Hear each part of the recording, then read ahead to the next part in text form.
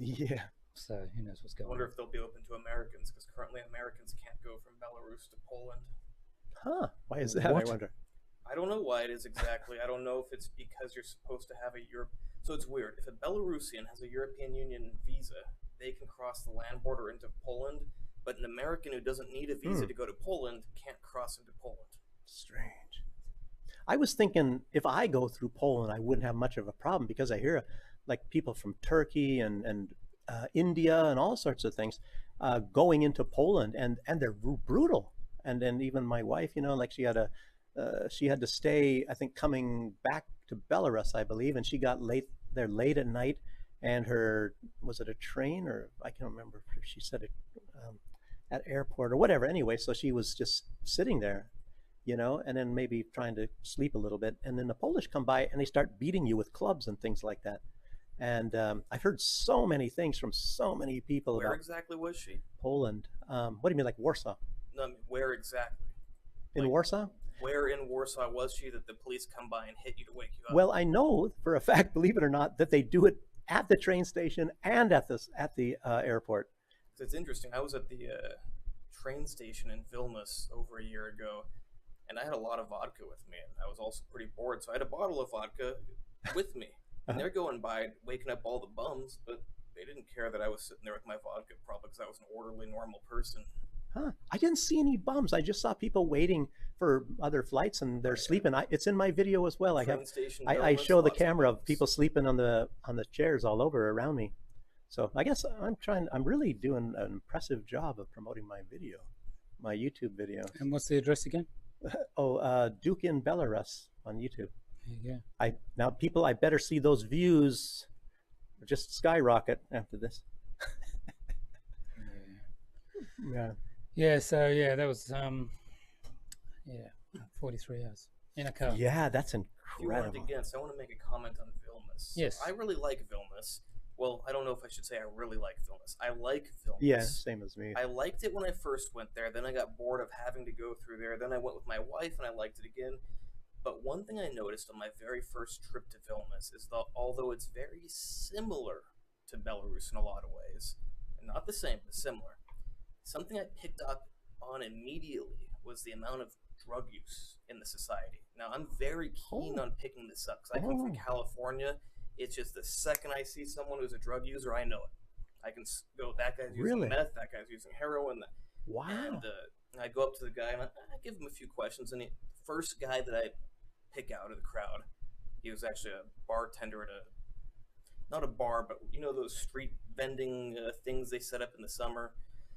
He ended up giving me some free drinks. That was nice. But he also told me that like synthetic stimulants, not amphetamines, but cathinones are, I think he said, Lithuanian cocaine, and it's a Lithuanian tradition. Huh, tradition. Yeah, I picked up immediately on how much more drug use there is there. And then me and my wife, we were talking with this girl for a couple hours, and she was telling us how, like, if she goes into any bars or clubs there, she's immediately offered drugs. And, these are unregulated drugs. That's kind of a given, but, in a country like, say, the Netherlands, where marijuana is legal, at least it's regulated to some degree. You go to Vilnius, and some young girls offer drugs. She said sometimes it's normal, sometimes it's not, which makes sense. That's very, very dangerous. A lot of people don't think about just the amount of danger in this, but when you have free reign of unregulated drugs, you're going to have a lot of casualties from that. And that's not good about Vilnius. Wow. Yeah, because in Holland as well, there's those little stores where you can take your drug there and they test it for you. They scrape a little bit off, and then they say, blah blah, what's in it, all that. So it's. I'm guessing they just do what are called regent tests, which pick up on a functional group of the medication. So it doesn't really tell you what it is, but at least you have some sort of idea. Yeah. When I was in the military, I remember that Americans used to go there and get marijuana or whatever like that. And it's legal in Germany now. I didn't even know. Yeah, Marijuana? yeah. Oh, back in those days it wasn't. Yeah. But anyway, they were going across the border, and the people that sell it to them would call ahead and tell them at the border that somebody bought drugs from them. So it was pretty weird then. To let them through? They didn't let them through. No, they stopped they them. Just called them to bust them, or I can't remember if they did jail them or fine them. It's a long. I'm talking about in in the 80s, the late What was 80s. the purpose of calling the border and telling them someone bought drugs? I don't know if they get paid for it or what Okay. the deal is. I don't know, but I know they called ahead. But it's not like all of them, but it's happened. A lot of people. Yeah, Be- Belarus has a good system. There's almost no drugs here, which you kind of have to go one direction or the other, because if you have free reign of drugs but they're unregulated, it's super dangerous. Hmm. Yeah, well, luckily I don't do drugs. I don't have to worry I don't about either, this but stuff. I like how Belarus is. Kids aren't dying from drugs so much. You go to America, Yeah. especially nowadays, and it's an epidemic. Yeah, it's like in London. You go to any of even the play yards. There's like used needles there and all that sort of thing. So Mm. there you go. Yeah, and like we were saying, a difference in like the people in Berlin, and then and comparing it to Minsk. It's Minsk is the 10th biggest city in Europe. Berlin is maybe third or fourth. I have no idea, but Berlin obviously is bigger than Minsk. But it's like going through. It's like the shining city on the hill is Minsk, and you go over there, and I'm thinking, how can they be perpetrating this stuff on Belarus? And How can so many people believe that we'd be better off if we were more like them? yeah, and I'm going, in Vilnius. One thing, as Dave, I'm sure, and you probably noticed, I don't know when the last time you were there, but Ukrainian flags around. Same thing I saw in Latvia, and then they had something in Latvia I think it was by the Russian consulate or something. They had some panel boards put up, and they had Putin and blood, and they put the women's underwear with some red paint to make it look like rapes and all. I mean, all this fake stuff that. Obviously, there probably was some rapes going on, but it's probably normally the Ukrainians doing it to the civilians, and the Russian side far, far, far more. But it's like you got some of these YouTube propagandists. There's this one guy on YouTube, Ryan Macbeth. I watched some of his stuff just to see what propaganda is being put out there. And recently he goes, yeah, the Ukrainians are crossing that border and killing everyone not wearing the same uniform as them. Except for civilians, of course. Oh, yeah, sure. Because they're not killing any civilians, because they're from heaven. They're the peaceful Ukrainians. Yeah. I even saw some video today. I don't think I didn't put it on the show for tonight, but it's a Ukrainian soldier wearing a Russian uniform. And where'd you get the uniform? And I can't remember. He said I took it from somebody anyway. But the guy, they captured him, and he was one of these, I guess terrorists that came in and were killing a lot of the civilians and things like that. I mean, I imagine he'd rather fight to the death than get captured by Ukrainians. Yeah. I don't know. And I don't know if you've seen you're probably right. No, I don't know if you've seen this photo in front of you here. This is I've seen that. I saw that when I was in Vilnius like 2 months ago. Yeah, on the way back, yeah. Yeah. I like the other one. What was it? Something about you may not come back. Oh, that's the one at the border. That's the Belarusian one. Yeah. No. That's on the Lithuanian side. It says, "Don't go to Belarus. You might not come back." But I think then Belarus made like a joke one out of it, like you might like it too much that you don't go back. I don't know. Maybe I misremembered something. Yeah. But they also have a few banners up, like in Belarus. We know the difference between a father and a mother. Yeah. Our I've seen that one, dictatorship is more free than your democracy. Yeah, that's good. That's true. Yeah. Hey, did they ever take you, since you go on a U.S. passport probably, huh? Yeah, I don't, but I got a St. Vincent one. But did they ever like call you and take you off to the side and interview Only you? America's done that. They didn't do that to you in like No. Vilnius. They did that to me in Latvia. The head of the border place, took me into a room, and it was not really an interrogation. He was really nice and asking me about prices and if I'd been to Ukraine. He asked me that twice. I said no, and blah blah blah. I don't know, but it's just some. I've talked about it. Going to LAX one time, and they asked me a bunch of dumb questions that they could have asked at the standard place. What languages do you speak? What citizenships do you have? Where are you living? Oh, okay. Do you have monkeypox or something like that? No. I look like I have monkeypox right now because I got a massage and the guy was pushing on me and I got so much body hair that he like pulled all my hairs out of the follicle inserts and got all inflamed. Gosh, I got some hairy parts too. I should go there too. Maybe it's a cheap way to get hair removal or something. Yeah. At the passport control in Vilnius, they always go, they look at my passport, Australian passport, and they go, "You live in Minsk?" And I go, "Yeah." And they go, "Why?" And I go, "It's nice." And they look really confused. It's interesting, they've never asked me anything. Only coming into Belarus, like years ago, they used to say, like, why are you coming to Belarus? I'm like, it's the greatest country on earth. And they're like, really? I'm like, yeah. You said that. America and Belarus tied for #1. Wow. Or actually, even when I could barely speak Russian, one guy asked me, and I go, I love Belarus in Russian. I said it. It's like, oh, yeah, I love Belarus. Wow. Okay. Yeah, very strange. But I saw some German guys getting their phones looked through on the border. I wonder if maybe mine, because it was in the evening, maybe they didn't want to hassle people so much. Yeah, this time while we were going through customs in Belarus, they were X-raying a few cars, but they were Ukrainian cars. Oh, when I was coming back last time, 2 Ukrainians on the bus. One of them, no issue. Second one, she didn't come back onto the bus, and somebody left. So you're all in a line where you're gonna put your bag on a conveyor belt that goes through an X-ray. You guys know it. Someone left their bag right in front of that conveyor belt and walked through. Now, I don't know if they just didn't want to look at the CCTV footage. I don't know if it was off for some reason, but they couldn't, they apparently didn't know whose bag that was, and they're just asking us for hours who left their bag. And they're like, who left the bag with the flowers on it? And no one said that it's them. And I'm thinking, why aren't they looking at the footage? Are they putting a blast shield on it? Like, that's a big security risk. Yeah. Yeah, that reminds me when I was, standing up to go through with the bags and the passport thing and all that, they, one of the bus drivers, I don't know if he was the driver or assistant driver, whatever, and he said, like, "Вы американец?" I said, "Da," and it says, "Pierve," that I'm supposed to go first.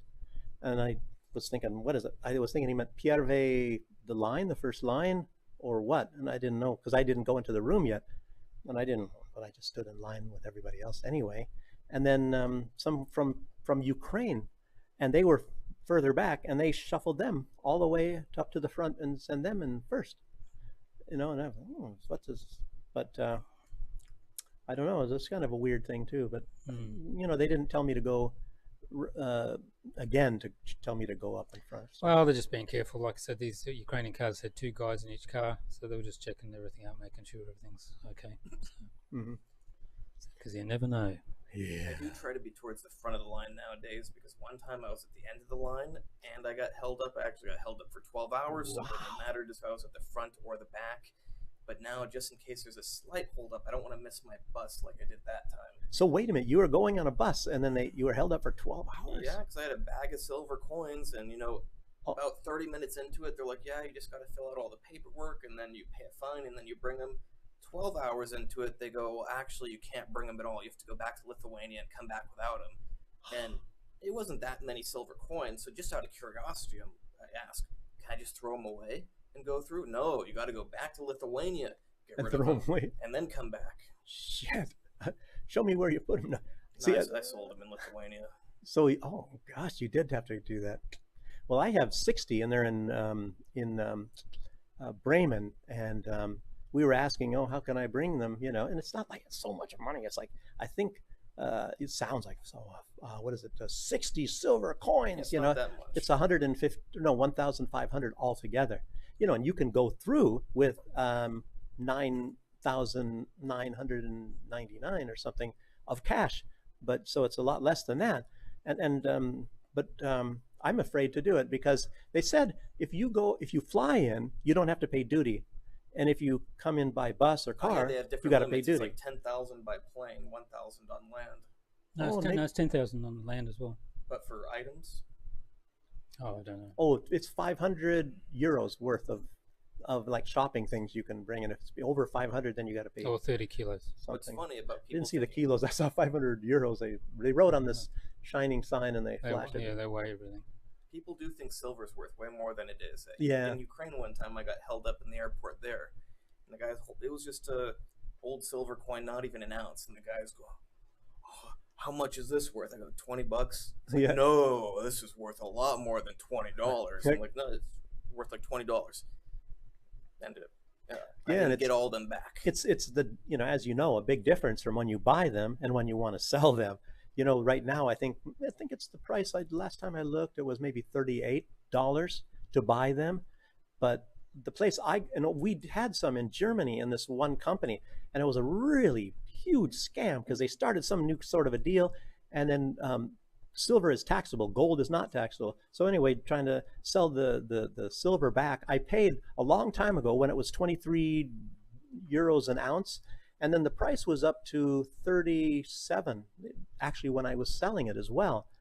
And then they take a tax on it, and then so we only get as much as what we paid for originally many years ago. Crazy. Yeah, so it was like a waste of time, and we didn't actually want to sell it back to the company. We wanted to physically take it, and of course we live over here, and I could have had it sent to some other place and all that, and it was terrible, terrible. It's like it doesn't work, and they charge you. They didn't back then. They were charging you very little. They call it Einlagerung fees, which is the vault fees, and then they raised it. So it's like during the course of the year, what you pay for one coin, what you bought. In vault fees, it's nearly the entire cost of the coin. So in other words, if you leave it sitting with them for 1 year, you shouldn't have even bought it in the first place. If say a year and a half, you just paid more for them to hold it than what the value of the coin is if you buy one. Sounds a good business deal for them. Yeah, and I tell you, I was so friggin' pissed off, and I just sold it back to them because here we are in Belarus, and gosh, and it's so frustrating because you can't go and get it. We're over here. And then even when I get to Germany, it's going to cost me far more to get there to go pick them up, and then I got to take it somewhere because you get charged at the border as well, which is a huge losing thing. So I said, don't get silver. So I don't know how this would work for us, but I was talking with a guy who knows someone here who has a private plane, and he can just fly back and forth to Europe easily because they block Belarusian airlines, but not private planes. You know somebody that has a private? I know someone that has a friend who has a plane. I'll tell you what, I know a guy. How much do they charge to fly to Europe? I don't know. I could ask. Yeah, ask. That'd be cool. I know a guy who just got his pilot's license. So, really good guy. It costs about 7,000 here. For the pilot's license? Yeah, he was in Baranovich, and then they do something because of the military operation. So he had to go all the time to Minsk, beyond Minsk, to finish it all, and the flight and all that. There's a place in Soligorsk that does it. Maybe it's a place where he did. I don't know. How's the audio coming through? Normal? You put it closer. No, you can just move the microphone. Yeah. Yeah. So. Yeah. So that's interesting stuff. Okay, before we get on to the things what we can't talk to about YouTube. Speaking of YouTube, Judge Knapp got a strike. Napolitano. Yeah, he got a strike. He's off for 7 days, I think, or 13, or whatever the first one is. Oh, wow. Along with those lines, Kim.com. Does everybody out there, anybody remember Mega Upload? You can get those like movies, and I remember that a long time ago. You put them on, very good quality for somewhat new movies, and you could watch them online. And I think that was one main reason why they took him down. But I'll tell you what, the movie companies could find out. He gave them all the details every time they wanted it, so there was no issue there. Yeah. But is that what they actually? Yeah, they're trying to get him for copyright. For all these years. Yeah, copyright and all that. Yeah. And so he's been like a kind of in the limbo, and he lives in New Zealand for now New Zealand over 20 years, huh? Yeah, he's got New Zealand citizenship. Yeah, after you've been there that long. I don't understand why anyone who's on the run from the West doesn't go to Belarus or Russia, because it's the only two places you're actually safe. Yeah. They don't know about it. That's why we're here, and that's why we're doing this. Well, you're on the run, Duke. Yeah. Now I'm caught. There you go. Caught. There you go. But but they've just signed his extradition in New Zealand. Yeah, to send him back to the U.S. Yeah, he's on Twitter, on X. Kim.com said, "I have a plan. Don't worry." Oh, really? I hope so. He's a very brilliant guy, so I want to. We'll see what happens. Yeah. So there's a good documentary about that. All that. I can't remember what it's called. About Kim.com, I mean? Yeah, all this New Zealand thing. Yeah. There you go. Okay, let's do some news, but not the other thing. The Planet of the Apes we'll do a bit later because we have to get off YouTube for that. Yeah, I was starting off with that, because, so let me skip it then. Who's running YouTube now? Now that what's her name's dead. Who is dead? The woman that was running it. She's dead. Oh, she's the one that I don't even hear about that. Yeah. She wasn't even old, was she? No, she died of cancer. Oh gosh, dang. Turbo cancer. That's what I was wondering. From a medical intervention, I presume. Maybe. And speaking of that, it's funny. I'm talking with a guy the other day. He's talking about taking Ozempic. I say, you know, I'm not so sure that's the greatest idea. Maybe it is, maybe it isn't. We don't have all the data. And he goes, well, my doctor also is taking. And I'm thinking, well, your doctor probably also took a whole bunch of other jabs, and you took those too. You got 3 of them. So maybe, you know, you realize you made a mistake there. Maybe you don't want to make the same kind of mistakes. That's a parasite drug for animals. I got it in my cupboard. Have you? Oh, because we were looking for it. We went to Vilnius to try and find it. Because obviously... At least they used to sell it here. Couldn't get it here. We've been trying. Not for a human. We wanted just for a cat because it's got cancer as well. But I'm pretty sure I bought that at a human pharmacy here. Yeah? Maybe I got some analog of it, but regardless, it's pretty much the same thing. If you can find out, let us know. Because we tried 7 vets in Vilnius in 2 days. Couldn't get any. So everybody, how do you pronounce that? Fenbendazole. Yeah, so that's an anti-parasite drug for animals, but it cures cancer in humans. If you get a fender bender in your car, it might fix it. No, especially if it's even stage 4 cancers. There's a big list of things that it's been curing. Wow. Apparently ivermectin does as well. Yeah, I don't know much about that, but it's interesting and certainly something to look into. Yeah, that's the one we were just talking about, and apparently it cuts off the supply to the tumors for the food, you know? That's what it does. Yeah, I vaguely kind of remember what it does, but I don't really remember. Apparently that's what ivermectin does as well. Ivermectin's an interesting medication because it's actually a GABAergic drug, but it's pumped out of the brain by transport proteins. But you can overwhelm them if you take too much, or if if you take enough. So it actually kills some parasites by just like sedating them to death. Right. Yeah. But this other drug you said you've got, it's if you take 1,000 milligrams 3 times a week. I just remembered. I have albendazole in my cupboard. Is that the same thing? Similar. There's another one that starts with M. Something. Albendazole, maybe. I don't know. Methbendazole. Yeah, maybe something. Yeah. Apparently that does it as well. There's the drugs always have a lot of analogs, like 1 atom different, 2 atoms different. Well, I mean, technically it would be 4 atoms different for a methyl group to all the nerds out there, but 1 carbon atom different. Yeah, it's interesting because they would apparently this. Oh, also, remember we were talking about cholesterol? Yeah. Remember we were talking about cholesterol, and a lot in the news about that right now. Huh? Yeah. Well, I saw after we were discussing cholesterol, and you said you need it for X, Y, Z. For like everything. Everything. Yeah. So the story goes is cholesterol between 300 and 350 was normal, right? And apparently, when you have a problem with your arteries or your heart, the body gets the cholesterol and actually fixes it, right? That section. All tissue. So if you get in a car crash, you need cholesterol to heal, to not die. Yeah. The higher your cholesterol is, the less likely you are to die from anything. Yeah. So, and then apparently once they brought out those statins, they dropped it from the 300 to 350 down to 150. Range, down to 150, and then most people were over then. Yeah, so everyone has to take a statin. Yeah, exactly. Statins do have an interesting mechanism of action of being potent antioxidants inside the blood vessels, but do you need them to lower your cholesterol? Probably not, unless it's sky high. Yeah. Also, they said this was on YouTube on Jimmy Dawson. We're not doing anything. But I was going to watch that. I didn't. Yeah, but he also this study said that if you take those statins, your mortality rate goes up 26%. Well, yeah, because the higher your cholesterol is, less likely you are to die from everything except for heart disease.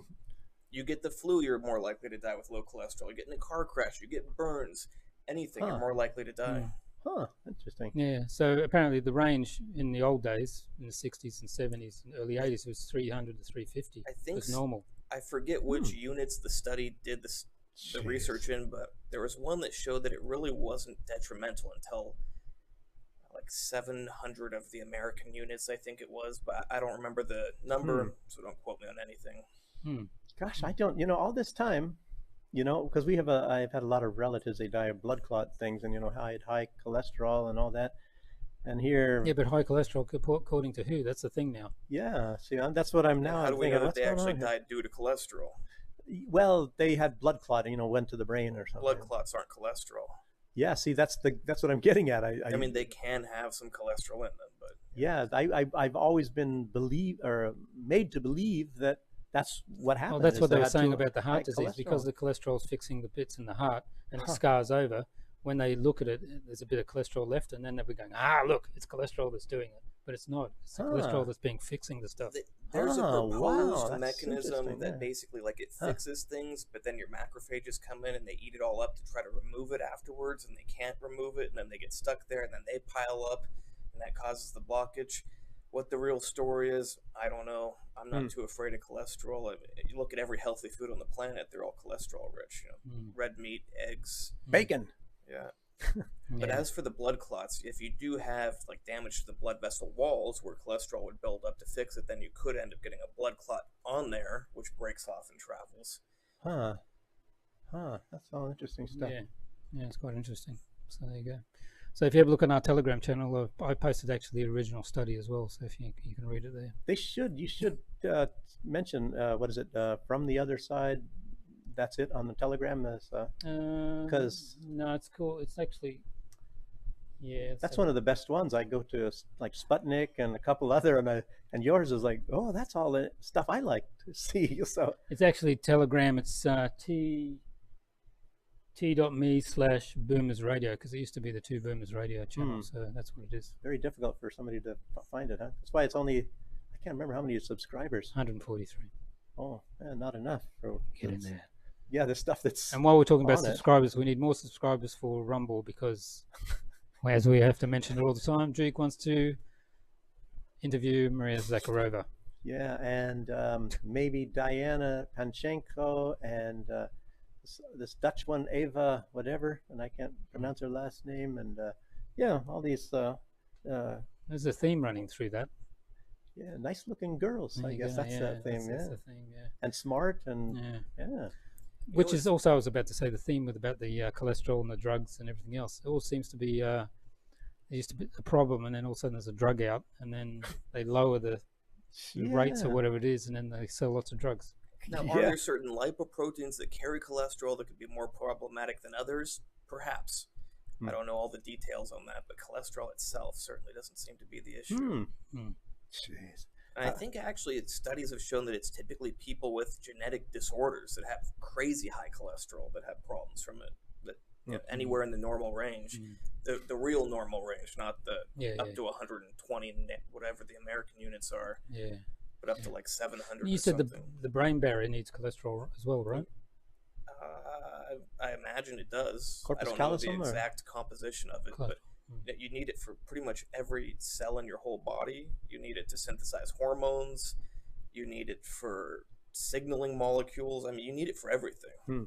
But you can't, like, nothing works without cholesterol. And then fats, you need those too. Some people just don't understand how important fats are, but our cells, now, not that they're perfect spheres, but imagine you have a spherical cell. That sphere is made of fat and cholesterol. Yeah. Well, and proteins and other stuff, but mostly fat. Yeah. Sometimes it makes me wonder, were they lying to us, or they just didn't know themselves? No, they're lying. Yeah. So it's like, a lot of them are. So I will often detrain, lose like 30, 40 pounds. Well, actually, let me think about how much exactly. I'll lose like 30 pounds. And then I'll start training again and blow up really quickly because I do everything right. But a key part of that is you got to pile in the food. You need a lot of protein, but you also need a lot of fat, because if you're trying to grow cells, you can't grow them without all the fat to make the membrane. So you need a lot of fat, you need a lot of protein, then you need a lot of calories, because if you don't have the calories, you don't have the energy to build anything. You can have all the building materials, but if you don't have enough energy, you have to use the building materials for energy, and then they can't be used to build. Okay. Yeah, I can gain about 1 pound a day when I do my rapid expansion. So just less than half a kilo, right? Yeah. Cool. Yeah, that's I remember these. Is it 2.5 when pounds? I was young. Is it 2.5 pounds to a kilo? 2.2. You walk past a gym, and they normally said, I can put 30 pounds on you in 1 month if you sign up for our gym. That's when I was real young in the 70s or something. That Usually it's like 10 pounds a year would be a good amount. Yeah. But actually, my most recent client, he put on 40 in 4 months. Now, is it all muscle? No. Yeah. Is any of it fat? No, because he also lost fat while he did it. But some of it is water weight, but still 40 pounds of lean mass in 4 months, that's pretty great. Yeah. Yeah. I just remember these guys telling me all that kind of stuff back then, and I don't know. I don't remember. Maybe it wasn't 30 pounds then. Everyone has these ridiculous claims. Yeah, of course they're not going to filter it. Now, anyway. I just made some ridiculous claims of my own, but they're real. Most people just make the stuff up. Yeah. Yeah. But it's weird, because I build muscle kind of, well, I did anyway, at least. Maybe it's different now. But when I was younger, I built muscle, more quickly than most people. It's like, and I don't know. But I wasn't ever trying. I never went to the gym to lift weights or nothing like that. Never really wanted to do that. I was a track person, and So what do you think led to you building muscle? well, obviously, you had to do some exercise from doing that. But I even remember when I was very young, and my parents, because I didn't understand what they were telling me. I can't remember how young I was, very young, and they were saying, "You better be careful. You got those muscles like that, and you could hurt somebody." And I didn't even really know at that time. I was very young. I was not full grown or nothing. But anyway, that's a long time in the past. Since we're talking about muscle, we've talked about health stuff. I would call muscle the organ of health and longevity. I was thinking about what is the best thing I could say next time I come on here. And I think that's it. It's crazy. You never hear this. You don't get it taught in medical school. No doctors would tell you this. No one's talking about this, but muscle does so many things that are good for your health. And it's just looked at as some sort of cosmetic thing by most people. Like, oh, you just want to look good. You want to look good in the mirror.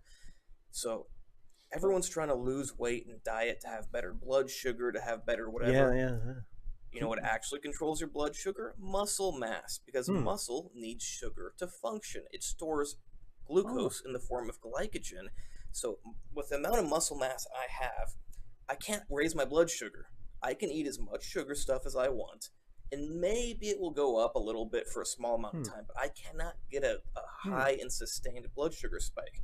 I know what it feels like to have high blood sugar. I remember the last time I felt high blood sugar was either 3 or 4 years ago, because it's that hard for me to have high blood sugar. And I don't like the feeling. When I get that feeling, I use my muscles a bit to burn through that sugar. My HbA1c was like 4.3, whatever the units are. I'm not the best with remembering certain units. That's like someone on keto. And that's while I was doing a high sugar diet as an experiment. You have enough muscle, you'll never have high blood sugar. And if you don't have high blood sugar, it also means the walls of your blood vessels are not getting glycated. Sugar molecules bind to the walls of your blood vessels and damage them. When they're damaged, that's when stuff starts to build up, like the blood clots. On top of this, when you have high blood sugar, now your body becomes insulin insensitive. Has to pump out a whole bunch of insulin, and on top of having a whole bunch of insulin, you're not actually getting the sugar into the cells where you need it. So now you got the sugar floating around, glycating the blood vessel walls, but you also got that insulin pounding the insulin receptors, triggering constant mTOR, constant tissue cell growth, which is a big thing for causing cancer. When you have constant high blood sugar and insulin sensitivity, you're way more likely to develop cancer. So when you have a lot of muscle mass, you are going to be leaner because it raises your metabolism. You're going to be leaner because you have higher insulin sensitivity. You're going to have reduced blood sugar, less blood vessel damage, and you're going to have lower rates of cancer. Plus, you got all the structural integrity. You're more durable if you fall. When you work out your muscles, you're also strengthening your bones. It just does so many good things for you. This should be like the number one thing they teach you in medical school is help people get as much muscle as they can. Because like, what else can you do that's that good? It's crazy. I just thought about this a couple months ago. Oh, that's interesting. Also another thing about muscle is the heart. That's one thing that my muscles I don't have like I used to have. Played football, big neck, and all that kind of crap. But my heart, I think, is still big. Maybe it doesn't shrink as much. Have you had an ultrasound recently? Not that long ago, and they said it's on the left side, and but it's always been big. I mean, it should be a little big. You want it to be well, it's quite big, and they. I even remember when I was a kid. I think I was even Duke has a big heart. Yeah, I have a heart, ladies. But back in, I think I was like 6, 7 years old. My uncle, I guess he was a doctor, medical doctor, and he didn't X-ray or nothing, but he was like, "Oh, you have a good heart," and But anyway, when I was in the Army, then I had back problems a little bit, so they X-rayed me, and then they saw. And then my heart, and he called another, look, do you run marathons? I did run, but I didn't run marathons. But anyway, I don't know. It's like... you ever had any heart issues from it? I'd never Not that Probably it's not problematic. no, I don't think. I mean, how can I tell if I've had any problem with my heart? I don't. Not that I know of. I don't. Never had angina. Never had like weird shortness of breath, or maybe fluid pooling up in your legs. I don't think that. What's angina? Chest pain. Don't think so. Not that I remember. There's a lot of stuff that I don't know. It's like not to change the topic, but if you're not measuring the right, I'll first talk about the heart. So like you want your left ventricle to be big because it pumps blood better. Just if it gets too big, then there's not enough, like if the walls are too big, then there's not enough space inside for the blood. And if the walls get too thick, then supplying the walls with the muscular walls that pump, then supplying them with blood is hard. So you got two factors, the filling of blood in the heart and then the supplying of the muscular walls with blood itself. But, that just reminded me the other day I'm looking at someone's blood work. He got blood work the same day I got blood work. So I'm looking at both of ours side by side. His creatinine was 80 something, like 85. And his cystatin C was 100, low hundreds. My creatinine was 114, whereas my cystatin C was like 80 something. So usually on blood work, they'll look at your creatinine. This shows the problem of, and I'll explain why in a second, you have to look at the right things. So if you assume something matters and you look at it kind of like with the cholesterol, you're going to make all these crazy assumptions. You look at the standard kidney blood work for me and this guy, you'll go, oh, Andrew has kidney like a little bit of kidney damage. His kidneys aren't working as good as the other guys. That guy's kidneys are better. No, because muscle mass skews your creatinine. So my kidney function's actually considerably better than his, but a standard kidney test will say his are much better than mine. Wow. So these people that are doing this stuff, And they just look at the numbers and not. They don't know how these physical, numbers come to be. Yeah, the physical, condition of the patient. Well, that too. It's kind of like you could, typically a doctor. I like to do quotes because they're just people with papers that say they're a doctor. They'll do your cholesterol blood work and they'll go, oh, you have high cholesterol, you have heart disease. Well, do we actually know if the person has heart disease? Have you actually checked the blood vessels themselves, or are we just assuming that they have heart disease? Because oftentimes they'll just check your blood work and they'll go, oh, you need to lower your cholesterol. Well, did you do an ultrasound? Did you do a CT? Did you do an MRI angiogram? What did you do to actually determine if there's any buildup in the arteries? Wow. Also, I just want to throw it out there. If you want help building muscle to improve your health, my Instagram is Andre Hutch, ANDREYHUTCH. You can message me there. Do you still have YouTube channel? Or? Yeah, Androclone1, ANDROCLONE, number 1. How do we know that that's really you, or if that's not a clone? That's the first clone. Okay. That's only the first clone. I made the name when I was like 12 years old, and then a few years ago I just started using that same account. Okay. Okay, interesting stuff. Always fascinating.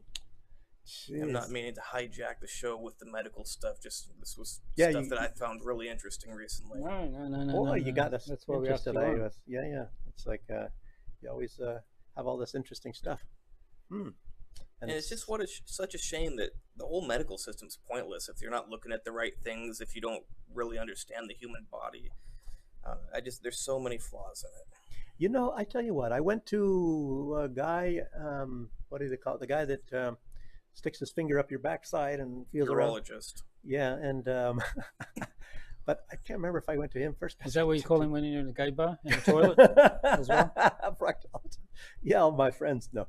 That's how you get monkeypox. You know that? Yeah. Ooh. Anyway, this guy, and then I was having. I also had 2 hernias. One on each. I thought I only had one on one side. What type of hernias? Where? Well, way down here in the very low stomach. Oh, okay. So way down there. Hernias. Yeah, and I had that for quite a while, for some years, and then I had high blood pressure, and and he was telling me that how does it say? I can only think of the German term, hängt zusammen. They all relate to each other.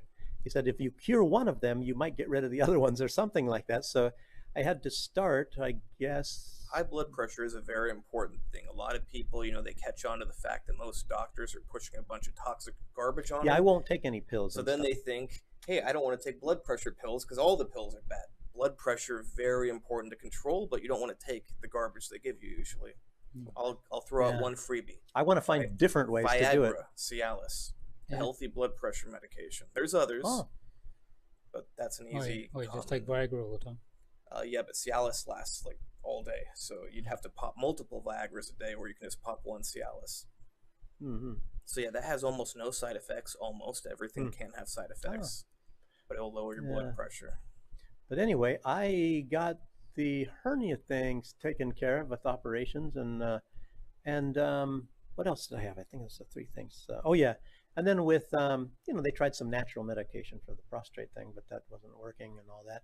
And then they tried some other one, and went way down, and then having to keep going. I tell you what, I mean, as a man, you don't want to keep going to the doctor and having somebody stick their finger up your ass. If you get like a massage on that thing, it lowers the prostate enzymes and reduces the size. Maybe you need to convert to Is that why gay men have less prostate problems? I don't know. That's what I've heard. Is that true? Yeah. I guess I can convert to gay. Gosh. But anyway. But you got monkeypox. Yeah. Oh, yeah. But anyway, I think it went down, and I didn't go that long ago, and it was a woman, an older, she was, she was, I don't know, 50 something or other, and some different part of town in Minsk, blonde lady. So you enjoyed it more? And she had a camera sort of a deal, and so I had to lay on my side, and she's fiddling around there for a whole while. My wife is even sitting there, probably looking right at her. And this woman is with oh gosh, it's terrible. Anyway, she said, "Oh, you're in really good shape and all that." But she said my prostate wasn't. I think I did an ultrasound as well. Anyway, but I didn't. I stopped the medication because I was sitting there thinking, "Gosh, I'm doing this for over a year now, whatever." And it was really small or something back then, and so I took it like for another month, and I said, "I just stopped doing it." And I guess it's still small, so that's good. As long as it's not cancer, and as long as you can urinate normally, there's no real issue with it. Yeah. Well, what is normally? Like, tell you what, I get times. Depends how much you drink. Cold weather. Yeah, that's another one. Beer. How much beer you drink, But like in cold weather, I think maybe it has to do with temperature. It's like always going to the can, and it's like, what the Well, when I say urinate normally, I mean if it got too big, you wouldn't be able to urinate. Oh, well, I never been to the point where I can't urinate. No, never. I've been getting ultrasounds once a year here, the veins in the neck. Yeah, it's good. To make sure they're, That's like what I said about instead of measuring your cholesterol, measure your actual blood vessels. Yeah. Veins in the neck? Where they come up. You should do that because then you can see if they've gone hard, if they're kinking. Because then you can have strokes, right? Those sort of things. Yeah. Like I said, with my relatives, I get the blood clots and go to their brain and it kills them. You might want to take just a baby aspirin every single day. Yeah, I knew somebody, he would take an aspirin every day. I worked in a prison, and this guy, because they had free aspirins for the inmates, so he would come every day and get it was a pack of 2, and he would get aspirin all the time, and he said it thins the blood or something like that. Yeah, and the thing is, if it's a baby aspirin, it's only going to have a high enough concentration to do anything inside your blood. And after it distributes to your body, it shouldn't really be able to do anything. Staying physical also is helpful, right? You keep the blood moving, it's less likely to get clots. Like jogging or something like that, I don't know. Or maybe doing a lot of walking. But speaking of things going up your rear end, it reminds me that I heard from someone in California. Now, I don't know why this community, they have housing communities where they got community pool, community hangout area. Now, for some reason, these community people, they're all like 60 years old. I guess they decided as a group it was about time in life to get colonoscopies. Now, this sounds... Somebody recommended. He said, because he had a problem. He was telling me, you should go get a colonoscopy. But so yeah, it's starting off really funny. But when the person was telling me about it, if I recall correctly, 3 of them had already died. 2 of them were in sepsis. Now, this was a month ago, so those other 2 might be dead. They might be better now. But somehow, a whole bunch of people went in to get colonoscopies. This is in California, supposedly first world country. 3 people dead. 2 people more might be dead. We don't know. From what? I don't know. They got colonoscopies. How do you kill someone from a colonoscopy? I don't even know really what it is. It's probably sticking something up your backside. Shoving a thing up someone's... Yeah. I've had one. Yeah. So the possibilities are either you're shoving it so hard you're perforating their bowels, or it's something with the anesthesia. Maybe you're not using sterile technique, and when you put the anesthesia in them, you're giving them an infection. but to kill so many people from colonoscopies, that's just insane from a first world country. Wow. My father got a colonoscopy back in February. I'm glad he didn't go back in June when these people died. I mean, can you imagine that? Your father or your brother goes in for a colonoscopy and he just dies? Jesus. It should be completely safe medical procedure. You're talking about a first world country. I lived in a developing country, St. Vincent, and there was at one time there was a doctor, and I'm not exactly, he was obviously some kind of a surgeon, you know, but anyway, it was like, you hear about this, like, what? And I guess he was Indian, and of course the people that we were renting from at the time, they were Indian, so they knew, and you know, the Indian, heritage people, and they said everybody that ever got an operation from him died. So it's like, I mean, it's like one of my neighbors, old woman, she went in for a nose job. Her husband came. I don't remember if he called on the phone first or if when he showed up he asked I think he called on the phone. Asked if he could pick her up, and they're like, well, she isn't awake yet. And he's like, what do you mean she isn't awake yet? They're like, oh, well, she just hasn't woken up. Oh shit. And I don't remember the story I heard fully, but yeah, his wife went in for a nose job and never woke up. Wow. Not even in a coma, but well, wow. Who know? I don't know exactly what happened. She just didn't wake up. I mean, that sounds like they were afraid to call an ambulance or afraid to take her. I don't know, but you know, where was that? It wasn't here, of course. California, Southern California. Again. Wow. Yeah, people think like I used to have a lot more faith. Like, I've never had much faith in doctors, but I thought certain things, at least, you know, extremely straightforward. How are you going to kill people? But you know, they managed to kill people no matter what. Wow. Gosh, I do think that emergency medical care in America, at least in California, can be pretty good. But I don't know, nowadays with all these diversity hires and everything, I don't know how good it is. Mm-hmm. I remember Germany when I left. That was back in 2003, and they were talking to you don't get a German doctor. I mean, no way. When did I leave? 2003 you could, but when we came back later, that was like 2016. By that time, you don't get a German doctor. They're always from India or somewhere else. I'm not saying that they're bad, because there's a lot of fabulous doctors from India, but it's just that you don't get German. Probably the same as like in the UK, where the local population doesn't want to do all the hard work to become a doctor and all Possibly. that, so they have to get them from overseas. Well, I remember when I was in my last year of university in California, I was going to these seminars for medical schools, and they told us, I don't remember the amount of points, but that you got some certain amount of extra points if you were African American. Like, because when you apply to medical school, they add up like all these points from different things. Yeah. For a total score. Oh, you're talking about getting into the schools and stuff? Yeah. Yeah. There was I took a law class or two back, and it happens to be one of the cases that are taught all over America. It's called, I think it was called Odegaard versus something or other, and it's still famous. And at least back then, everybody had to learn about that case in law school all over America. And it's about some guy that he was a white guy, and he tried to, he took the test to get into law school, and they turned him down, even though there were people with lower scores that got in, and because, they take accumulation of what your grades are and how good you do on the test and whatever. And then so he took it the next year again, trying to get in. And again, the same thing happened. And they're letting minorities in that have lower scores. So he, was, suing them or something like that. And I can't even really remember, what the outcome of the case was, but it's the diversity sort of a deal. Well, the other day, someone was asking me about telling me he wants his son to go to medical school. What should he do? I said, I'm not joking. I wish I were, but first of all, play the race card. You're Venezuelan. Kid didn't grow up in Venezuela, but somehow spin it like, oh, I come from poor Venezuelan family, blah blah blah. Then have him be a transgender and toss in everything you can. You can even say you're African. You already got the Venezuelan thing, but on top of that, you say you're African, and then you're transgender, and it's crazy. Just but don't say Oriental. I mean, because I was remember in my days, when you're Asian, you also got points for that. But nowadays, that's something that I think that's even worse than a white male. Well, I had a professor that used to bash on white males for like 30 of his 50 minutes every class. And then he would give the Asians the lecture of, you guys don't realize what it's really like to be a minority. You guys are technically minorities, but you're not minorities. If a police officer pulls you over, he's not going to treat you like he would a Mexican or a black.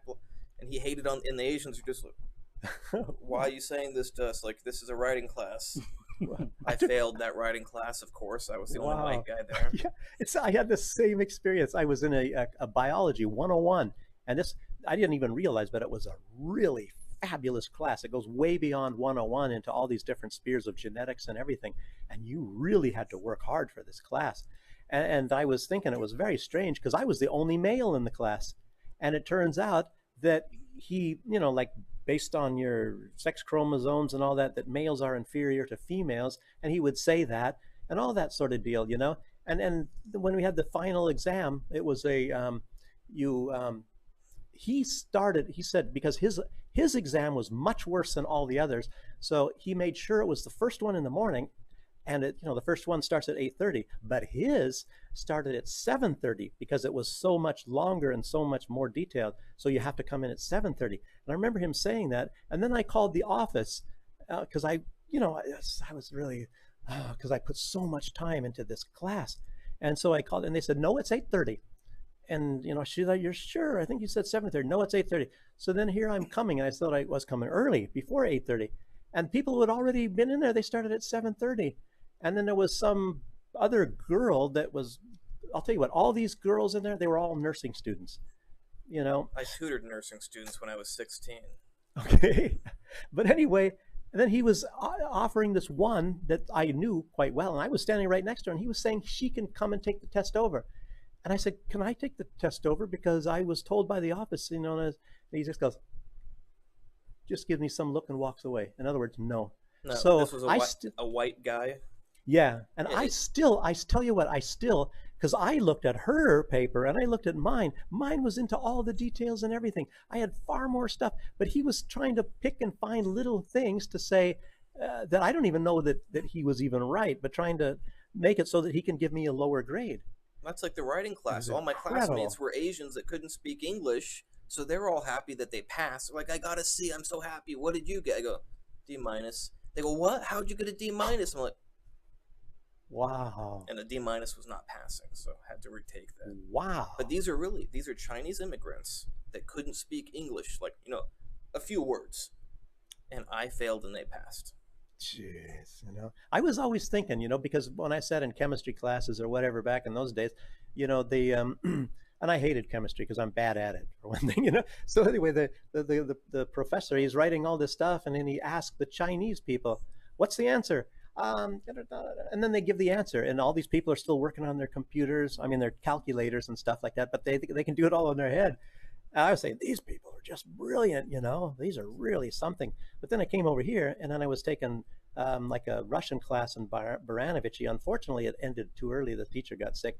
But, and like I'm saying, they have a very difficult time with Russian pronunciation. I mean, even Americans do, obviously, that. But the Chinese have it even much, much worse. So, maybe the class was a little bit slower, but it was actually a very good class in Baranovich. I have to say it was probably better than the ones here in Minsk and much cheaper.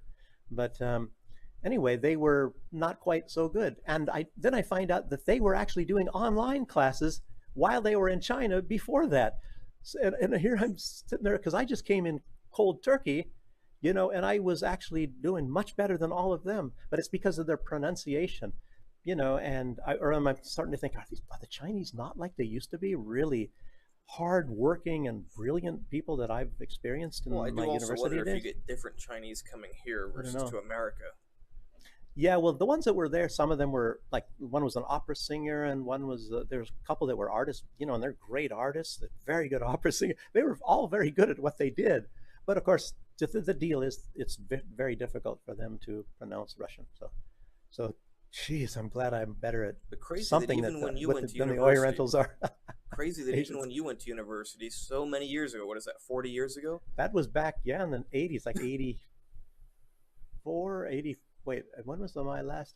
I went in the army, and then to get GI Bill, and then came back and finished my last year. Oh, and then I did my last semester in what do you call it, by mail.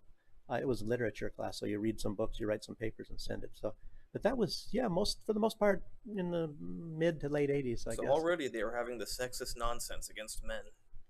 Yeah. Oh, it was Washington State.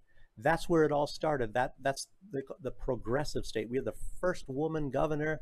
So I'm used to all this stuff, and everything that you guys are saying and the stuff I'm hearing all over in the news. I experienced that in the 1980s. I'm thinking, well, what's different? I saw all that already.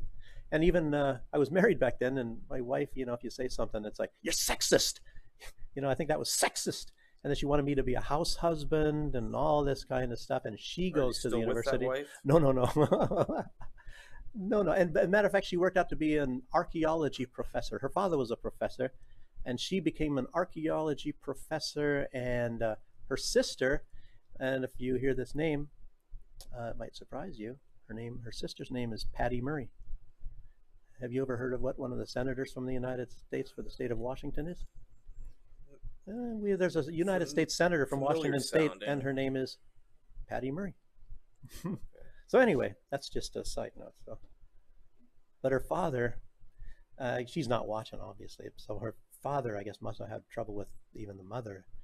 And I don't know. I shouldn't maybe say it, but anyway, he took his own life in a very strange way. So don't get yourself again in trouble on these shows talking about family members. Yeah, I know. You're right. Yeah, That's right. So are we on YouTube or Rumble now? No, we're still on both. We can talk about the monkeypox because we've got a lot of things that are in the news anyway. I think they talk about these monkeypox on YouTube, don't they? Yeah. We can just say how wonderful it is. Well, we can. I don't have so much myself, but yeah, let's start. But I can go into. So you know nothing about this? Kursk and all that. I mean, I know that they're saying there's a monkeypox epidemic or emergency or something. I just don't know about monkeypox in particular, about the virus. And the COVID. I remember the thing that got everybody. I think it was the biggest. What do you call it? The biggest on thing. YouTube. Yeah, but I'm not going to say. But it was the biggest thing was when you saw those CCTV of people falling on their faces. That was the thing, because that kind of I don't remember seeing that. Oh, Don't you? really? Yeah, that was right at the Candace Owens was talking about it. Everybody. I think that was February, right? 2020. Yeah, I mean, they're just standing on the street. I'm going, why are they just standing on the street right there? Then all of a sudden, bam! But they never showed them. They just right before they hit the pavement, and I think I saw somebody's arms moving up on one.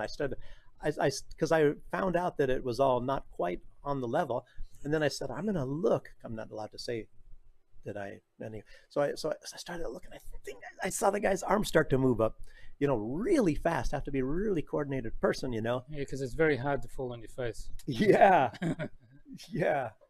Gosh, Not easy. Except for me when I went jogging today. Yeah, of it's course. just natural. It's just very difficult. Unless someone does some fentanyl or something. Yeah, well, that's true. Oh, you see those guys I've seen them. Yeah, they're all hunched over. And they're all over. I was just thinking it was Kensington, Pennsylvania, because that's the most popular one they put all over on YouTube, and you look like, zombie town. But they're in like Vancouver, Canada, Seattle. They're all they wake over. up, they do more. Jeez, that is terrible crap, And they just keep taking it until they're gone, right? I don't know. I knew a bodybuilder in California who sadly got hooked on that, and he had this idea that he got cursed by his ex-girlfriend, and that's why he was all hunched over. It's like, no, dude, you're all hunched over because you're doing fentanyl all day long, and your muscles are all weak, and you're like falling asleep hunched over, and you do that for like years straight. Your whole spine is screwed up now, and you can't even stand up straight. Oh, for years he was on fentanyl like that. He did this a long time ago. Wow, I thought they wouldn't last that long. Oh no, some of them live. I don't know. Maybe it's because people with a lot of muscle are more healthy and can live a long time. But he was a super athlete, so it's part of probably why he's alive. Gee. Yeah, the guy could squat 500 pounds for like 10 reps. All right. So being hunched over on fentanyl would be easy for him. Yeah, reach down. You can get the bar. They're easy. Yeah. Okay, let's do it. So okay, but so should I talk about Kursk first? Yes. Okay, let's do Kursk. Okay, that's another thing going on in the incursion, the Ukrainian incursion into the Kursk territory.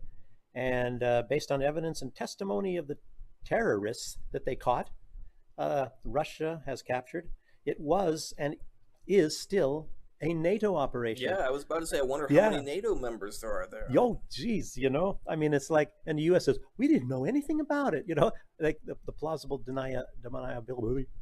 And that Maria Zakharova has also talked a lot about that lately. They were running out of men. Where'd they get all these people? Yeah, you know what? And Lukashenko says they have 120,000 soldiers on, the South Belarusian border, in Ukraine. And I'm sitting there because I knew they had a lot, and then they withdrew them away. and then I believe they sent them over to this area. But he just said it like think yesterday, and soldiers. It doesn't mean they're all Ukrainian, and apparently there's a lot of them from Poland. Lots and lots of Polish now came over. So it's and that's probably what's on the Belarusian southern border is mostly that. Because of what was strange is Poland, they said, I think they were going to send 6 or 8 or a whole, some, I don't think it was divisions, battalions to the western border of Belarus, and sit there and, get Belarus scared or whatever. A lot of NATO countries have their soldiers on the western border of Belarus. Yeah, and doesn't that exercise, whatever that was called, is that still going, right? I think so. From the far north to... Well, even before that What's exercise. that Defender one? Oh yeah, something Defender.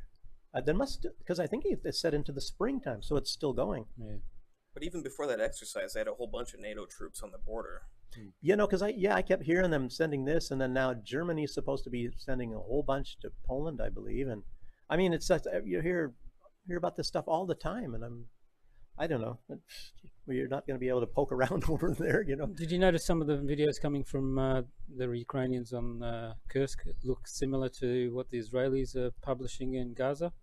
Like going into shops and looting and protecting. That is. Destroying stuff.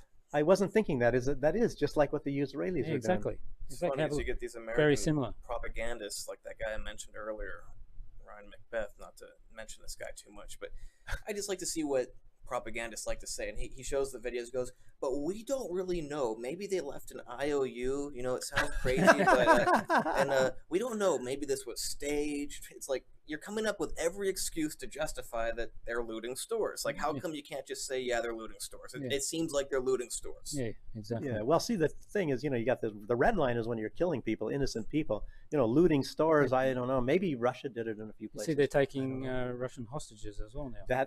I got a video of that too. Well, what about them like a year ago, supposedly making the Russian hostages walk on minefields to clear them? Yeah, and even some of the Ukrainians that their heart isn't in it. They shot down the plane of their own prisoners, like the ones that were being sent to Russia. IL-76 or whatever. That and that was on Russian territory too. And I think it was was it a Patriot that shot it or a HIMARS? Yeah, it was a Patriot. Some American Patriot. thing. Jeez. Or was it an Iris? It was the Iris. No, it was a Patriot. Yeah. There's something with an Iris, which is I think French or no wait. Oh, I'm forgetting now. I don't want to. Did we talk about that German slip up where some German politician said that they didn't want to send German missile systems to Ukraine because then they would have to have Germans fire them like the British are doing? Yeah. They're still. I think that's Olaf Scholz is still saying that, and but they're. I don't know. Yeah, let's see. Okay. Yeah, but even those American weapon systems, there's Americans running them. Yeah, of course. Because there's no way you can train anybody in 6 months or whatever. Nor do they want to.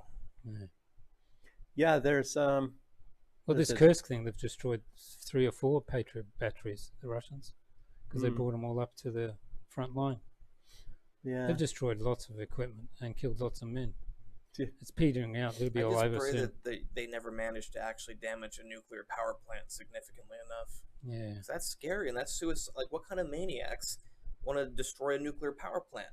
It's going to screw us all. Yeah. Well, I think as how the Earth rotates, I think the prevalent winds will actually go towards the direction of Ukraine. I mean, sure, they'll go into Russia. No, it'll be it'll be same like Chernobyl. It'll go across Belarus, north. across Europe. It depends, because I keep up on the winds. When that Kursk thing started, the winds were going away from Belarus into Russia. All right. Oh, that direction.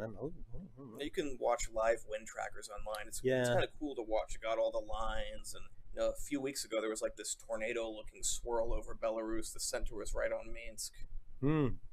Wow. Makes you wonder, is there any manipulation going on? Who knows? Yeah. They also were worried about dirty bomb as well. Ukrainians might set off. Yeah, I got a good video for that one coming up too. What's interesting is I keep reading that on RT, but I'm wondering, are they trying to imply that they're going to use the power plant as a dirty bomb, or are they going to build a separate dirty bomb? Yeah, they're going to send a bomb. They're going to use spent material. As a matter of fact, from another plant. They know already that they have the material. They know that it's from the U.S. They know exactly where they're keeping it in the city. As a matter of fact, I have the video, except they don't know if they're actually going to do it. I wouldn't put it Ukrainians. past the U.S. to supply them with old Russian Soviet stuffs and then blame it on Russia. Yeah, yeah, but it's just I guess some I don't know what is this material. I don't know, a dirty bomb. I guess it's used material or something. But it's radioactive. Yeah, it's spent fuel. Spent fuel. Jeez, and the U.S. I don't know. Because the Ukrainians have got other nuclear plants on the other side. It's a pretty nuclear fluent country. Yeah. You're talking about the civilians. Before we go beyond that, the first video is the one where they're taking civilians hostages, and maybe if you were military, I don't know, but you see old people and everything like that, and how they throw them in the truck and then give them some. Matter of fact, they're hitting them with the rifles, with the pointy end. The M16s. Obviously, they're American rifles. I can see that, and they're poking them. Not pleasant. Yeah, and then hitting them. And the Russians, I don't see any videos where they're doing that. Some of them did a little bit of messing around, but they never did anything that would harm them. Okay, here you go. And they caught one of these guys. Let's see, I'll show you when they show him. They're just taking the males, right? That guy that's leading this guy from behind. Let's see if they show his face and all. Yeah, him. They have the guy, the bald guy. They captured him. The Russians. They have a film of him. Good.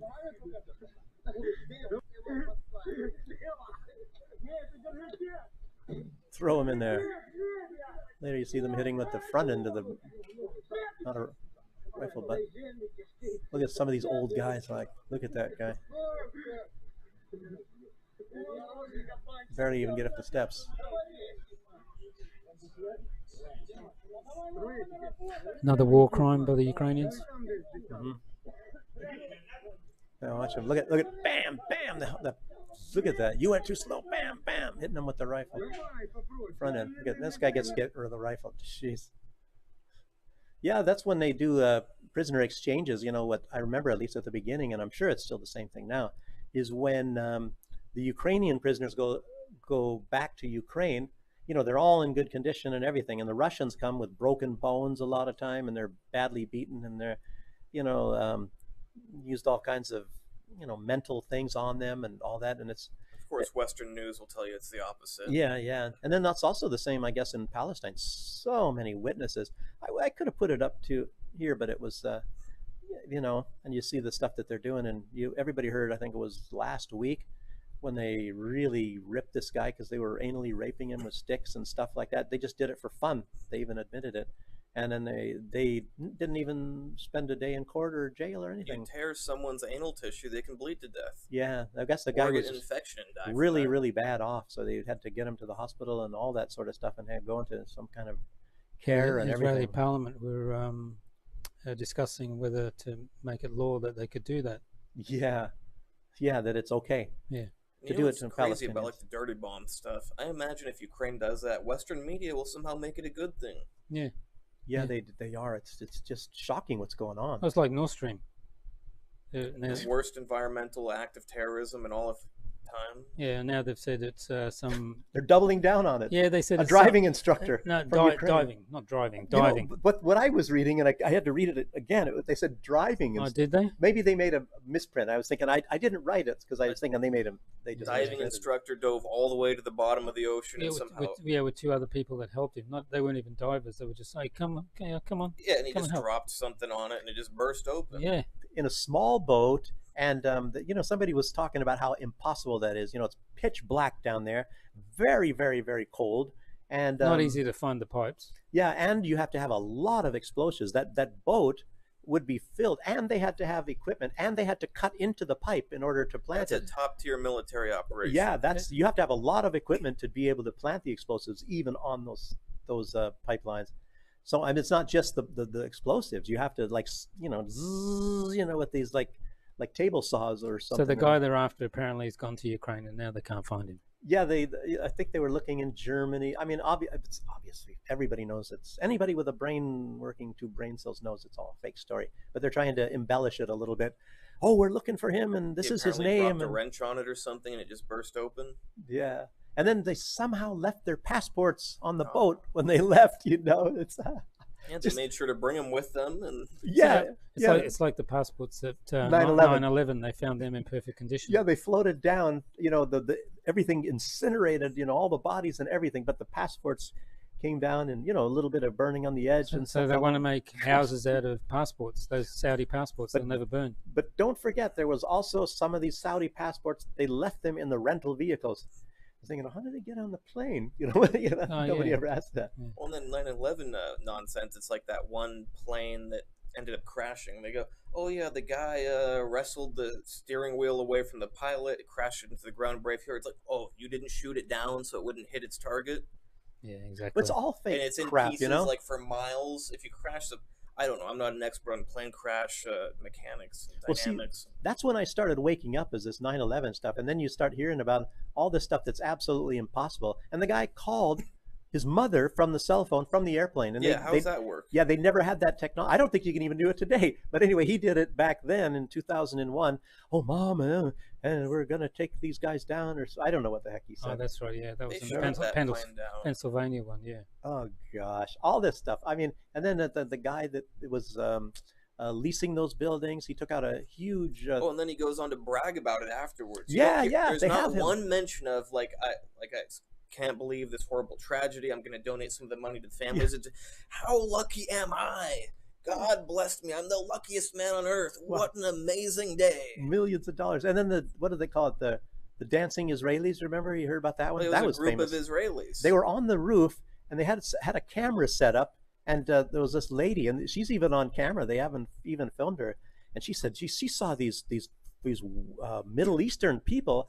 They set up a tripod and a camera facing the World Trade Center towers, and then that happened, and that's what she was saying. So she saw them, and then they started dancing. So they called them the dancing Israelis. You can find that on the internet.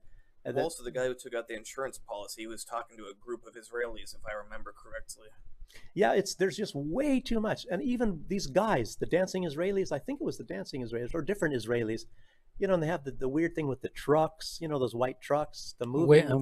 Where did all the gold go that was under the World Trade Center? Yeah, well, I guess that that's all another vanished. one.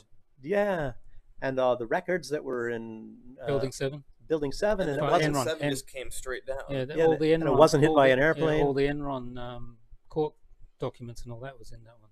Yeah, a lot of stuff was in that, and a lot of people say that was the target, was the Building 7, because that's where that's what they mostly wanted. But they had to take out these towers because they were in the way for this other flight that was supposed to come, the Pentagon one, I guess, was supposed to make a big U-turn and hit that. That's what some people theorized. I don't really know. And then all those witnesses that saw all those explosions in the basements, lots of them. And then the firefighters who come out and say there's bombs in there, don't go in there. Yeah, and even this guy Jennings, who was he was in charge of the security of the buildings. He died afterwards, but he said when he was going in there, he said the stairwell and everything was already blown out long before those buildings, because he left there, and he said they couldn't get up the floor because of all the stairwell and everything was blown out, the elevator shafts and everything, so they couldn't go up. And there's just so much. And then these Israelis, they went on Israeli television, and they said, in I guess Hebrew or whatever, and it said, our mission was to film the event. So in other words, how could they? You're in on it, apparently. Yeah, so they knew about it or whatever. There's so many of these things, but oh no, believe me, Osama bin Laden. Gosh, I don't know. Are we allowed to even talk like this on YouTube? We'll find out. Yeah. What's interesting is on YouTube and Instagram, I've noticed lately, they're allowing more Nazi stuff. So you go back a few years ago, pro-Nazi stuff got instantly taken off Instagram or banned or, reported, whatever. It wasn't really allowed on Instagram and YouTube. But now, and my theory is, they're allowing it to create anti-Russian sentiment. Because they're allowing all this pro-Nazi, say what you want about it, but it's strange that they're allowing it now. Wow. And Nazis against Russia, Soviet Union, and everyone in the these are expert manipulators that use every vector to get people against Russia.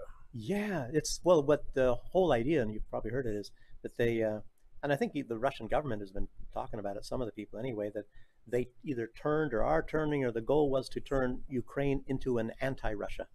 Yeah. But I'll tell you, I was just thinking about this today, because, after going to Lithuania and all that, I'm sitting there thinking, in Poland, and then we played. I think it was you probably uploaded that one where they're in Croatia, and they're given the this Roman signals, salute. the Roman salute, and talking like they're really tough guys, and they're part of that ideology because they admit it, it's a Nazi ideology. And then I'm trying to think, and it's because you see this trend, and they're trying to turn everything. Yep. But that was Croatia. That's not even on Russia's border. But they've already started with Finland and Estonia and Lithuania and Latvia and Poland, obviously. And you think Poland, they're against the Nazis because the Banderites came and massacred a lot Russians of them. More. Yeah, it's like there's a joke like if Poland has to fight a war against Russia and Germany, who do they fight first? I forget how the joke goes, who was first or who was second, but the catch was whoever was first or second. It's because Germany, like they have to do that for work, Russia for fun because they just hate Russians that much. That's incredible, and it's in all this stuff. I find it so amazing. Even just this stuff with the pandemics and this next one coming out. How they can manipulate people, so many, and then sometimes, you find out, maybe you yourself are even being, you always have to check what you're thinking. Well, growing up in America, at least I know, at least from my age, and I'm sitting there, and it's hard to slug off all of this indoctrination, we're the greatest, this and that, and all that, and then the flag, I pledge allegiance, and we did that every single day, in grade school. In my day, I don't know. I mean, I do think it's good for Americans to be patriotic. Sadly, we see the opposite now. But it's like, and no, there's no more American flags in most schools. Oh, I've worked in California schools, and they don't have them. That's weird. I've only seen them in one school. Because I'm seeing how they use that to turn, like, oh gosh, what America? I was going to say America first, not that, but it's anyway, for us to just to back America no matter what. We're the good guys, and therefore even if we do bad things, we're still the good guys. It must be for a good purpose. Propagandist Ryan Macbeth says on his channel, sometimes he'll talk about something where it's like, oh, that doesn't make much, like he'll admit that the US does something bad, but then he'll go, but we're the good guys, they're the bad guys. Like, oh, well, that justifies it. We're the good guys, they're the bad guys. It's not like Forrest Gump needs to train him, stupid is as stupid does, or evil is as evil does, and all that. And it's like, you sit back, and I'm to me, it's like, I'm sitting there watching Israel, and purposefully, I don't know can I say that, purposefully kill children. They're purposefully, like, bombing schools and hospitals, and then they herd people into some place, and then they bomb it, or they're on the way, and they're still doing it. It's not like, oh, that was a mistake, we're not going to do it again, but they do it, and they still do it.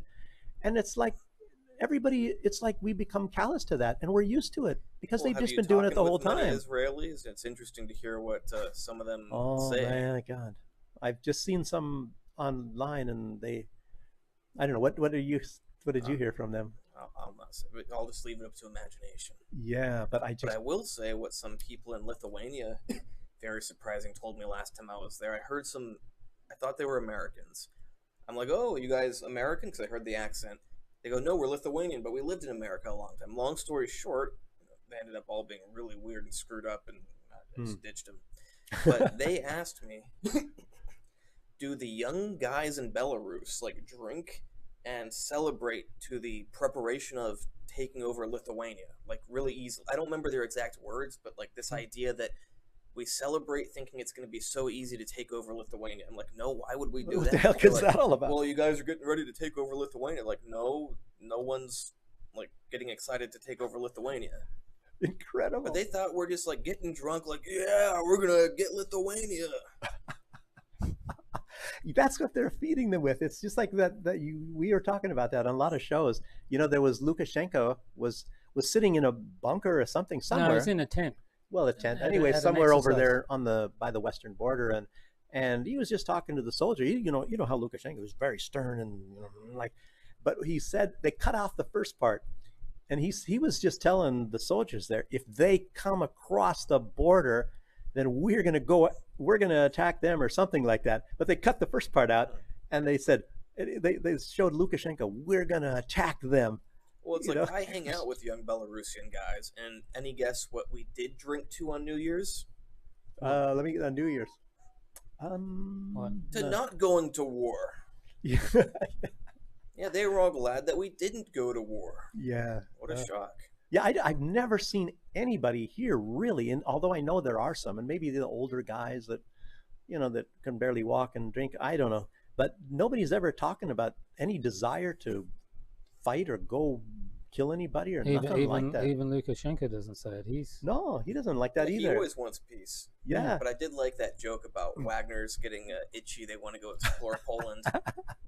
They took it probably seriously, didn't they? Poland freaked out. Lukashenko likes trolling them. Yeah.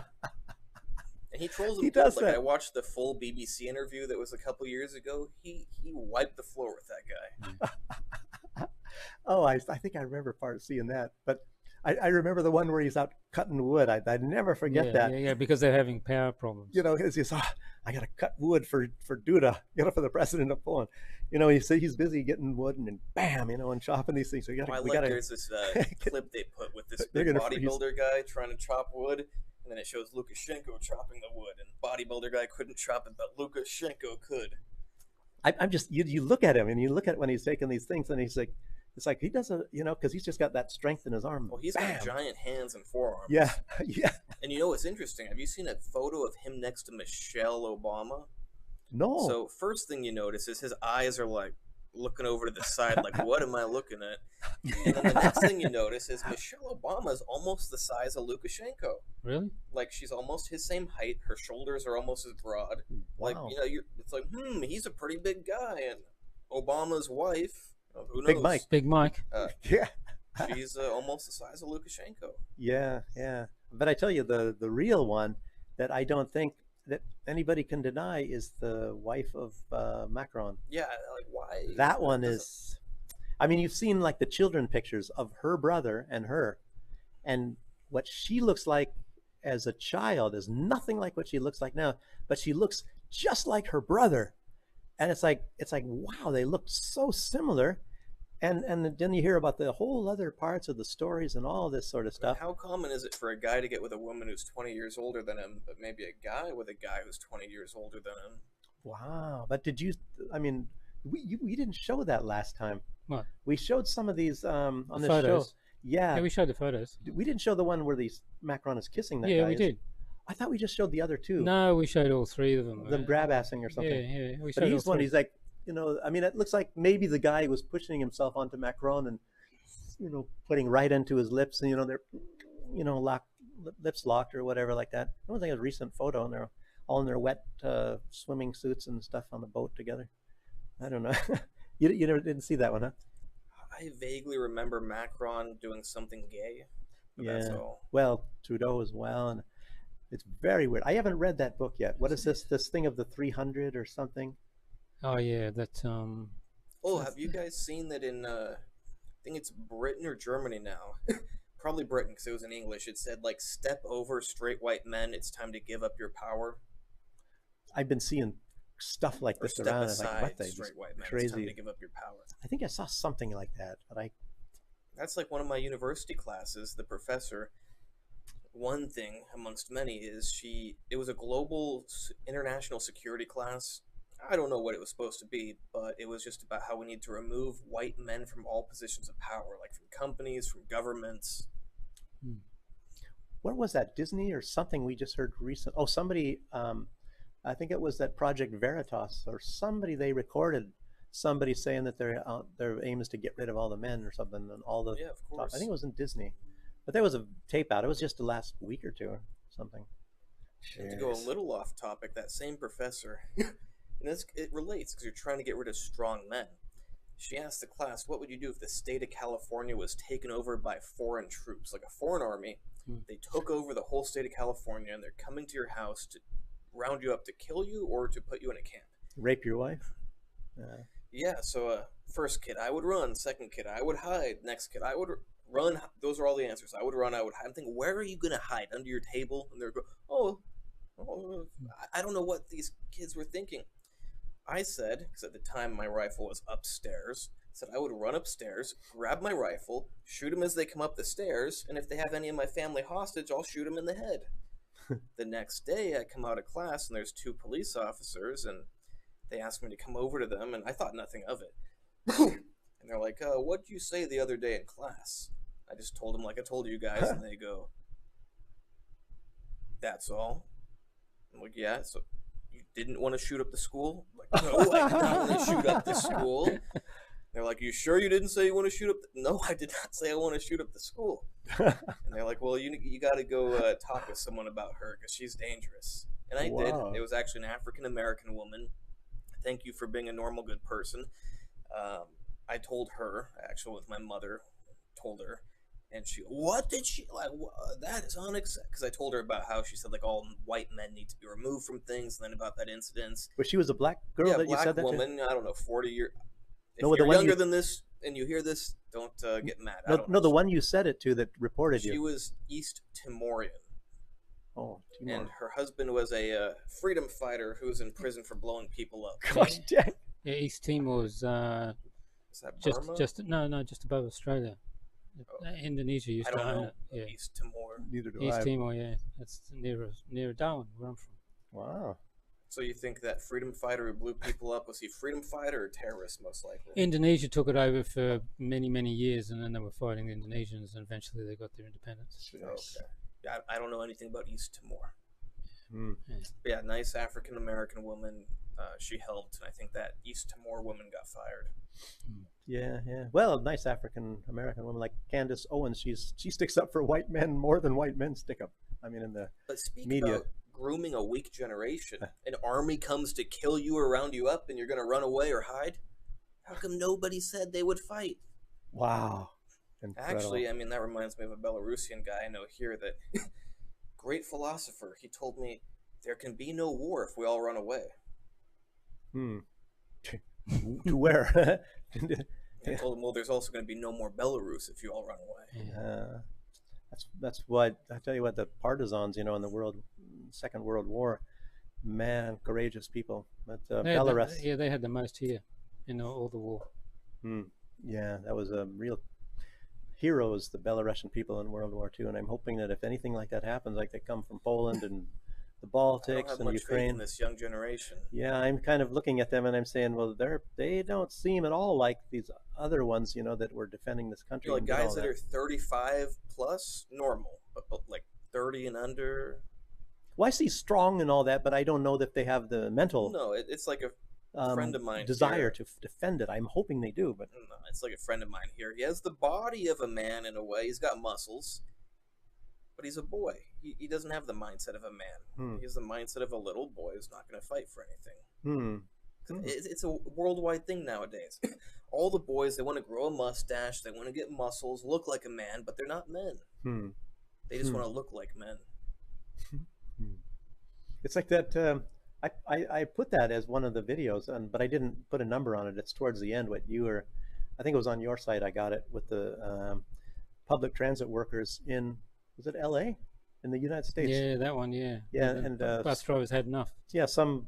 We'll play that later. Yeah, it was two. The bus driver was black, and the guy, I don't even know what he was doing. The young guy, obviously, and he's got some dreadlocks and stuff. He's probably trying to be tough. And that bus driver is tired of all that crap, You know what's funny with a walk-up? Yeah, here, this is it. Here, yeah. The bus driver is just tired of the crap. Like how he asked all the people to move down the back. Yeah. Oh, this is later on in the thing. Here comes the punches guy. Yeah, see? Go back.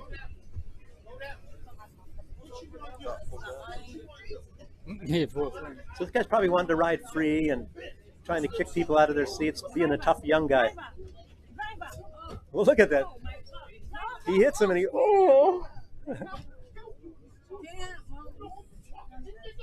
the old guy, get him.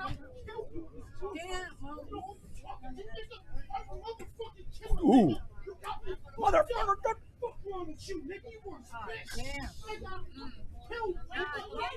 Wow.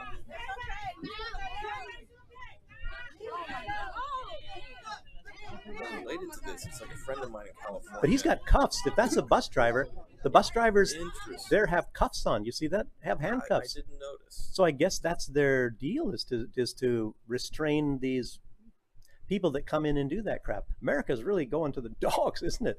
I mean, America's chaos right now. yeah, I mean, you don't do this. Nobody does this in Belarus. You don't see anything like that. You don't even hear about anything. But you know It's what like, they have in Russia now? You get on the bus and you don't pay. There's AI or something that says 3 people just got on the bus without paying. You will get a 500 ruble fine. wow, 500 rubles? Oh, Russian Yeah, rubles. Russian rubles, rubles. Yeah, yeah. someone told me this happened today. Hmm. Wow. Yeah, to speak about boys in America, it's like I got a friend in California. Like, I'm muscular, not that it matters. You know, how good you are fighting matters the most. But he's skinny. But both of us, when we walk around, especially we walk through a university, it's like we can just plow through these people. They're so weak and pathetic. Like, it's great. What happened? Well, I to wouldn't the mess with boys? you either if you were coming through me. I'd get out of the way too. Yeah, these these 3 YouTubers who've got a show, they're in their 20s, and they tested their testosterone, and it was like they were 60. Well, the crazy thing is testosterone, super great, super good for people. But I had a friend in university in California. His testosterone was low, but he could bench 400 pounds. It's not all about testosterone. But yeah, they certainly do have low testosterone. You know, radical thing, but and this is all theoretical because it might not be medically accepted. But in a make-believe world where I have a son someday, if somehow, now I trust my genetics to have a good son, if somehow he comes out and he's not turning into a man when he's in his late teenage years, pumping him full of testosterone might be a good idea because you can actually induce like full-on puberty. A lot of boys nowadays are not going through full puberty, but if you give them Why is testosterone that? and maybe it's the chemicals in the environment. Wow. As crazy as this sounds, I think part of it's actually psychological because our brains control so much. Proof of this is, because some people don't believe how powerful it is, you see a tiger, your adrenaline skyrockets. Nothing physical happened to you. You didn't take any drugs, but your adrenaline just skyrocketed. It's well known that if you ask a girl out and she says yes, you know, certain chemicals go up, if she says no, certain ones go down. Nothing physical happened. It's all psychological affecting our body. So I do think that part of it is just psychologically these boys are boys not turning into men. And you think it's because also that as they're growing up, they're not allowed to, like we did, explore and you know, for example, I don't know about you, but we used to like just leave the house and then just do stuff all day and things like that. Now the kids aren't My allowed mom to do that. didn't allow me to do that, but when I wasn't at my home, yeah, I did that. Yeah, and then you know you learn from your mistakes. You learn this. You know, Well, it's like even if you raise a kid here, it's too safe and sterile that it might turn out weak. Yeah, I noticed that the kids aren't like, well, we were mischievous in those Yeah, days. you got to get into trouble. And then I see little kids in the metro. It's like they're thinking, I guess the guy's like 6 or 7 years old on his own.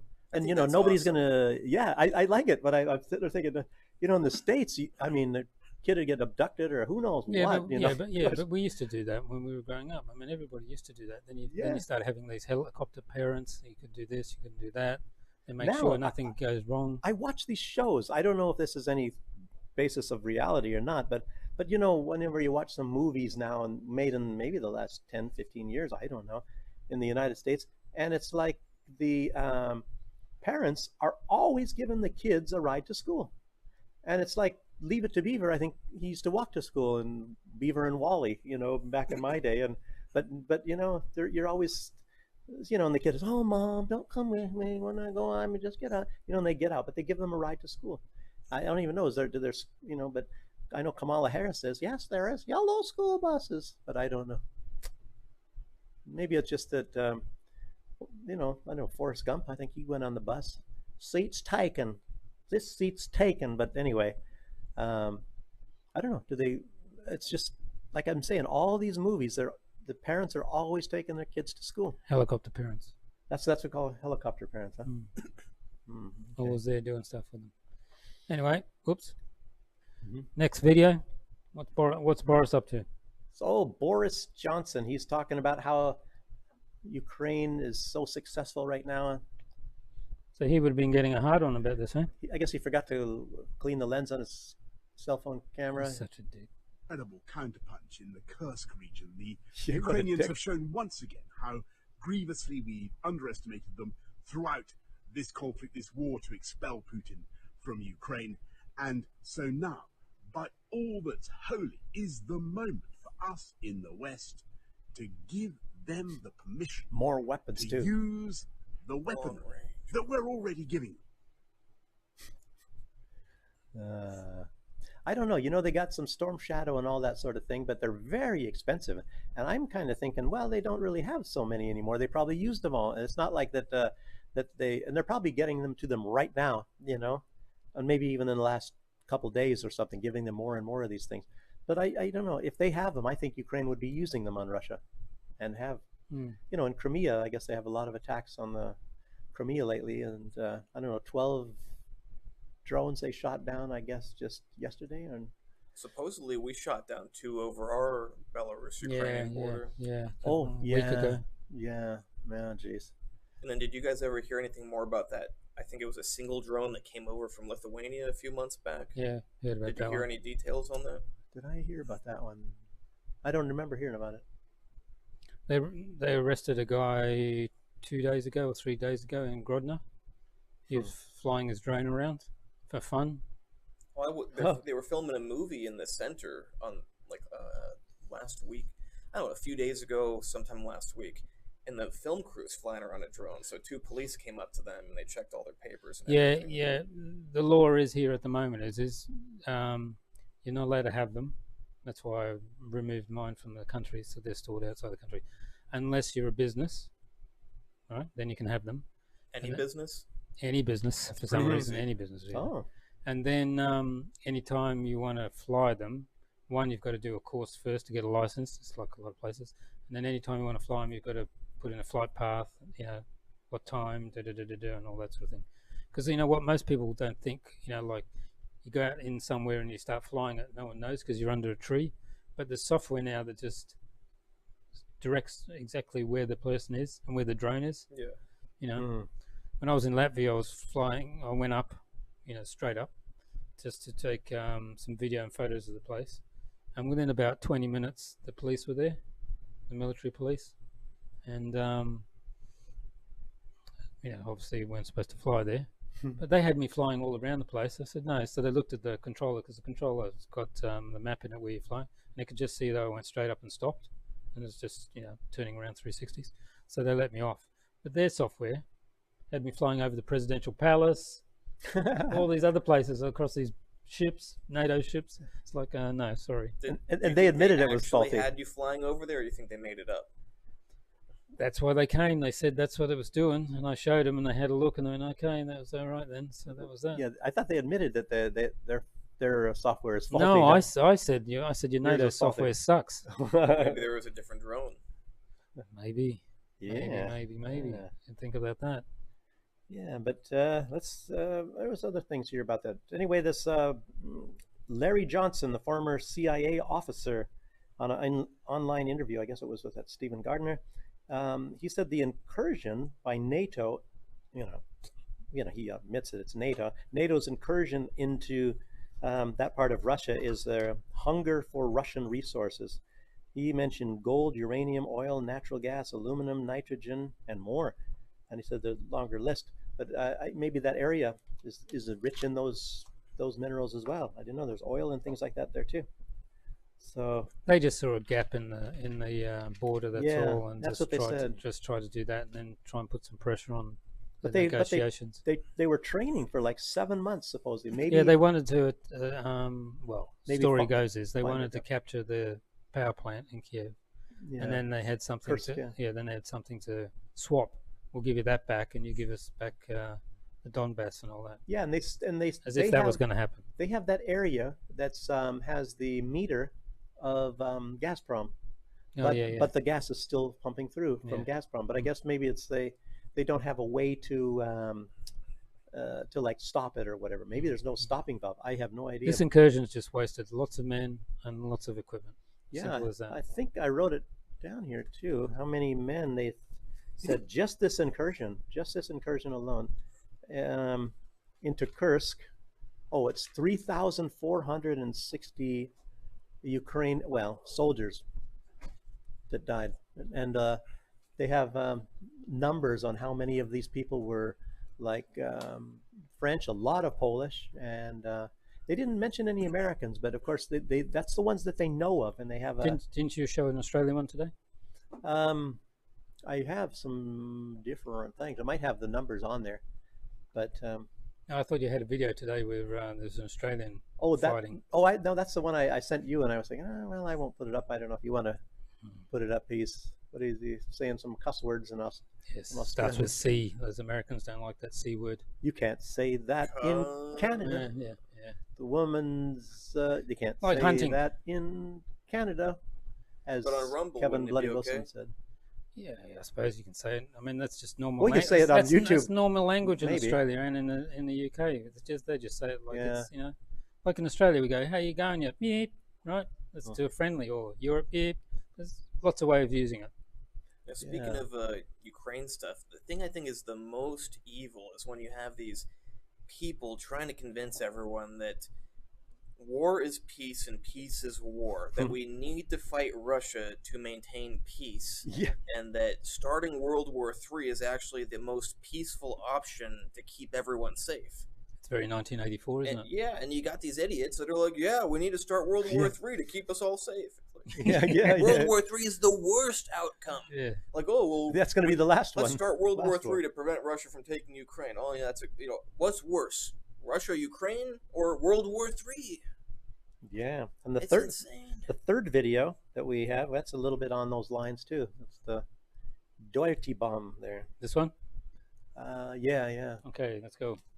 News. So coming from a Russian state media outlet, which in turn is citing Russian law enforcement officials, we're hearing that Ukrainian armed forces are planning to detonate a dirty nuclear bomb, and the potential targets are storage sites at power plants.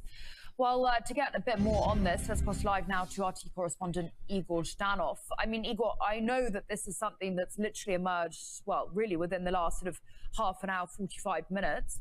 Very disturbing. What do we know at this stage?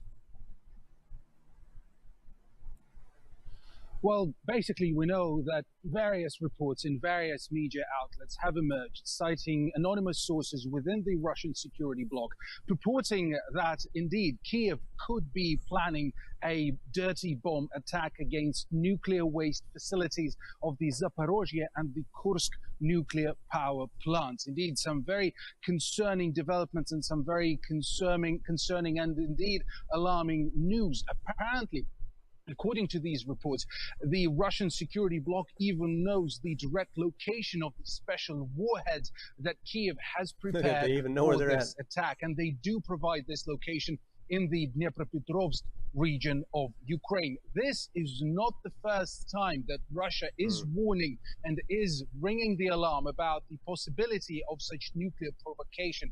Here's what the head of Russia's radiological, chemical and biological protection forces had previously said. How realistic is the scenario of Ukraine's military political leadership creating a dirty bomb? Well, we won't reveal any secrets, but in fact it's not that difficult. I believe they already have one.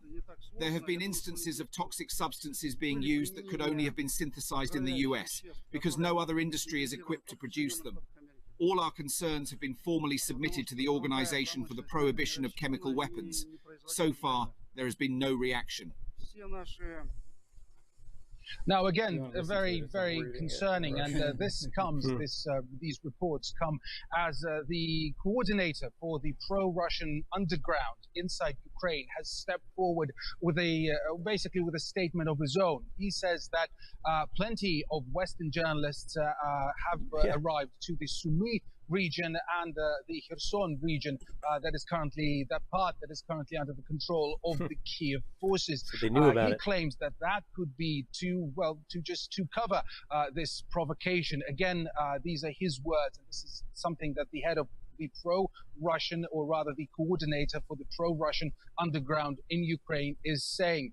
Also, a claim is being made that this operation is being planned out by NATO instructors, mainly from the Great Britain. Again, these reports, we can note them independently verify. But again, the Russian Foreign Ministry has already responded to that and has called on the Kiev authorities and on the Western world to take this information very seriously. Absolutely, and we're going to be covering it here. In fact, we've got some guests now to delve into it. That was our RT correspondent, Igor Shtanov, bring us all the very latest on that development. Thank you, Igor. I have a arming news. So I have a video, and I forgot to put it in here, but it's also one on the same subject with Maria Zakharova, and I have it listed probably on there, but I just didn't fit it where it's supposed to go. If you see a video, Maria Zakharova, you can play it even now. She's talking about, you know, the West in there and their involvement, so to speak, in this sort of a deal, what's going on in Ukraine. Hopefully you find it. Oh. No? Oh.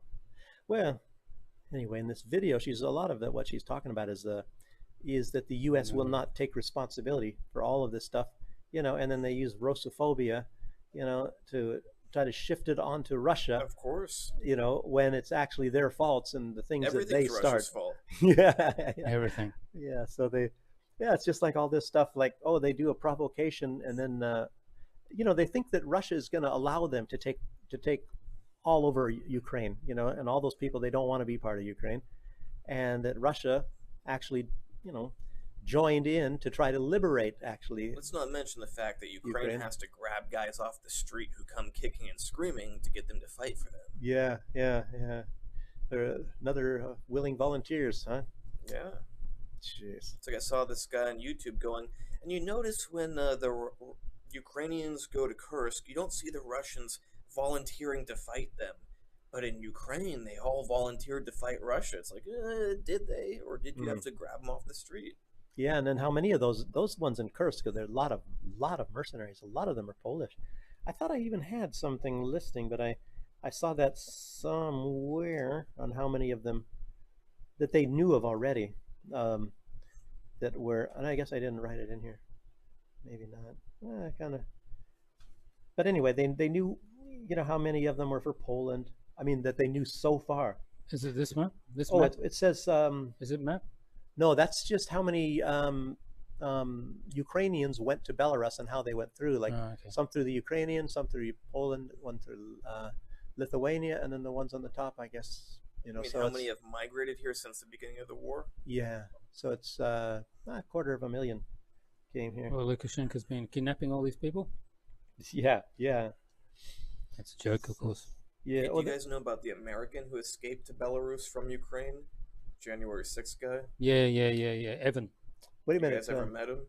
No, I tried. We sent him a message and he doesn't really want to do anything. Poke his head out. I actually purposely have not met him because I thought, you know, best not to meet that guy. Well, we're going to try and get him on the show. He's in Brest. Yeah. Yeah. I got the number here, 500. Evan, that they know of, 500. Evan something, I can't remember his last name. They know of 500 already, Russia. I mean, it was different numbers, but a lot of them were from Poland, mostly. But it looks like a lot of Polish at the moment are, you know, jumping in again into the Ukrainian ranks. A little different topic, but have you guys ever noticed that when you cross the border into Poland or Lithuania, that they're bigger? They're bigger? The people there are bigger than here. Yeah, the guys are bigger. In Poland and Lithuania? Yeah. I didn't. I can't say exactly what percentage bigger, but they're noticeably bigger. I noticed the border guards are. Yeah, like the police are bigger, the average guy on the street's bigger, they're all bigger. I didn't notice that. No, I only noticed the border guards a bit slightly. I wonder if it's something to do with chemicals in the food, hormones, who knows? But it's interesting. The second you cross the border, they're bigger. No, I did not know that. Next time we'll be crossing, we'll be looking like... yeah. Hey, stand still. I got a tape measure here. Okay. Anyway, then but it's anyway, Maria Zakharova, she's talking about, you know, just the responsibility that they want to take it over there. And talk about responsibility. What about Kamala Harris? You know, she got up in front of the crowd and basically given points to Donald Trump, and Donald Trump used it as a campaign video. That's number 5. That she's talking about how bad the economy has got since Biden has been in, actually, and doesn't even realize that she's saying that. I love her going, yeah, when prices go up, people feel that.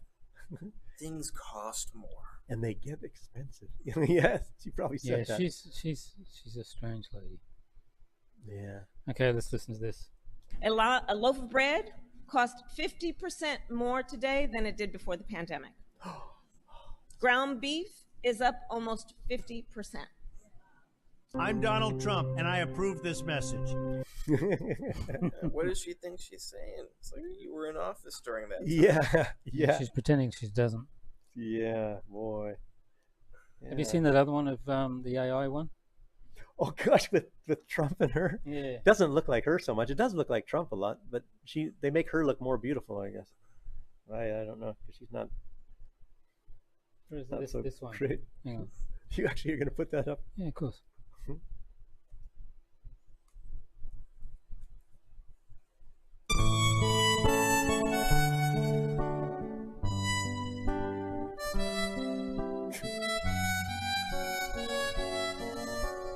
Look at that baby.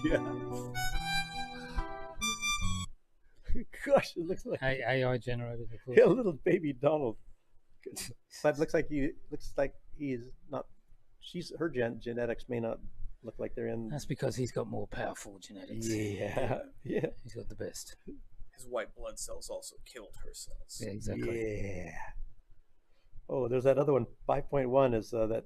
I think that's that sign that somebody put up or something that they put up on somewhere on some highway or whatever.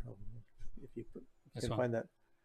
Kamala has been on more wieners than Heinz ketchup.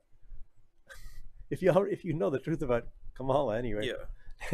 She sucked her way to the top, it seems like. Yeah, she did a lot of that. I guess that was the most well-known one, is when she had, I don't even know who the guy was, doesn't matter to me, but anyway, that's apparently how she got up there. Politician in California, what's his name? Willie Brown or something? Gavin Newsom. No, Brown. Jerry Brown. Oh. No, before then. Something Brown. I think it was Jerry Brown. We had Jerry Was Brown. it Jerry Brown? Okay. Wow. That's the guy that she did the number on to become the allegedly Attorney General. Allegedly. Yeah, allegedly that those witnesses, if they were not on fentanyl or something. Well, that's like the guy that said him and Obama did some stuff and then he died. Yeah. Oh. Was it Obama's chef or Hillary's chef that died chefs. Also? I guess two chefs. Two Obama chefs. Two one Obama in Hawaii chefs. And one in... Yeah, that's why it was such a surprise. Yeah. They were really cooking up a storm, I guess. Yeah. Jeez. Two chefs. Was the one chef the really jacked black guy? Interesting. Wow. Then they have that sign. Yeah, one of them was found drowned, right? In a small amount of water with a head injury. Wow. But it was drowning. Yeah, Kamala's economics, they had a thing, it's called a sign. I put it in there, but we don't have to show it. It's a communism, it's but number 6, oh, there we go. We have somebody that has a lot more economic sense, with number 6 and number 7. It's on the New York Post, YouTube. Oh, yeah. YouTube. You can play either, oh no, number 7 is actually just a picture, but you can either show the picture or play the video. Kamala's the one who's like, yeah, Russia versus Ukraine, you got like a big country and a smaller country, and they're like fighting each other. Yes, you started saying that. And it's not right. And it's not right, But Ukraine is actually a very big country. Yeah, it's just not as big as Russia. Most of Russia's empty space anyways. But what about Japan? They were a small country, and they were, back in the old days, they were kicking butt all over the place. So doesn't have much to do. Oh, which one you were showing, Traore? This guy, he said, I have a quote, Africa doesn't need the World Bank, IMF, EU, or USA. We have what it takes to grow our economy without loans, and we refuse to be financial slaves. Well, he'll probably die soon. Yeah, because also he said months ago, he said all these NGOs and that have been there for years, and poverty hasn't even got any better. So what are you doing here? You know what's funny is I actually had a professor here. She was kind of making fun of that an African student didn't want to take vaccines. She's like, "Oh yeah, stupid African. He thinks that the groups that give him the vaccines are trying to poison them." It's like, oh, well, because he Bill says Gates, they like want to. Bill Gates did Yeah, in Africa. He says they want to steal their gold, like as if this is the most crazy, stupid thing ever. It's like, yeah, I don't think they need to poison them to steal their gold, but they are doing both of those things. Yeah, Exactly. yeah. I mean, isn't that weird? They had all the different like Ebola and all these labs It's a testing ground. They put them all in Africa. It's like, why the heck are they? You know, and what was the one that's wiped of the internet's wiped clean is what was Bill Gates? What was it? The Polio? smallpox. Polio? No, polio was India. I think that's all wiped away too. Smallpox has gone ages ago. It was polio. No, the polio was in India, and he was doing something else. Maybe it was smallpox, even though there wasn't smallpox. No, it wasn't smallpox. Or mumps, I don't know. But Gone he long killed a time lot of Africans on that, and you don't blame any African for not wanting to take. I think it's only logical that they're using. I mean, it's only obvious. Not saying it's logical in a good way, but it's logical for them to use Africa as a testing ground. Mm-hmm. You know what? When I was in the Caribbean, the strange thing is, the majority of all the black people there, they did not want to get the medical intervention, but the white people did. And now that we all know what it's really all about, it's kind of like, who are the dummies? Well, that's like, I forget which company it was. They had some medication maybe 30 years ago that they knew was tainted with HIV. They distributed millions of doses of it and infected millions of people with HIV. And then they just go, well, sorry, we knew it the whole time. We purposely gave it to people. Sorry.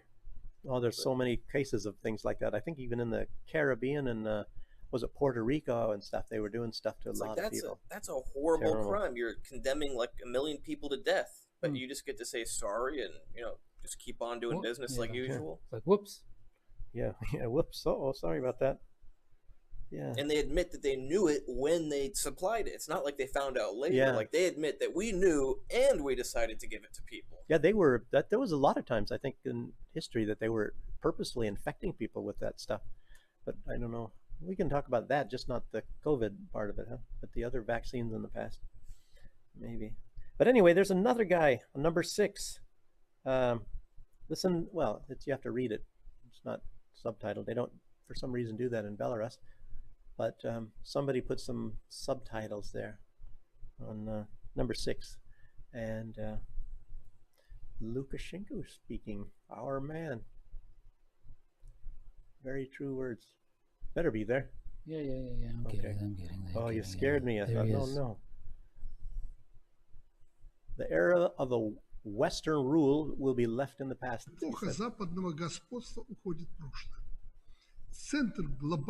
Center of global progress, economic gravitation, and political decision-making is shifting to the south and east. This requires us to actively show leadership in international affairs. The voice of the global south must sound in full force and correspond with its gigantic potential. But he's a racist. He's not supposed to talk like that.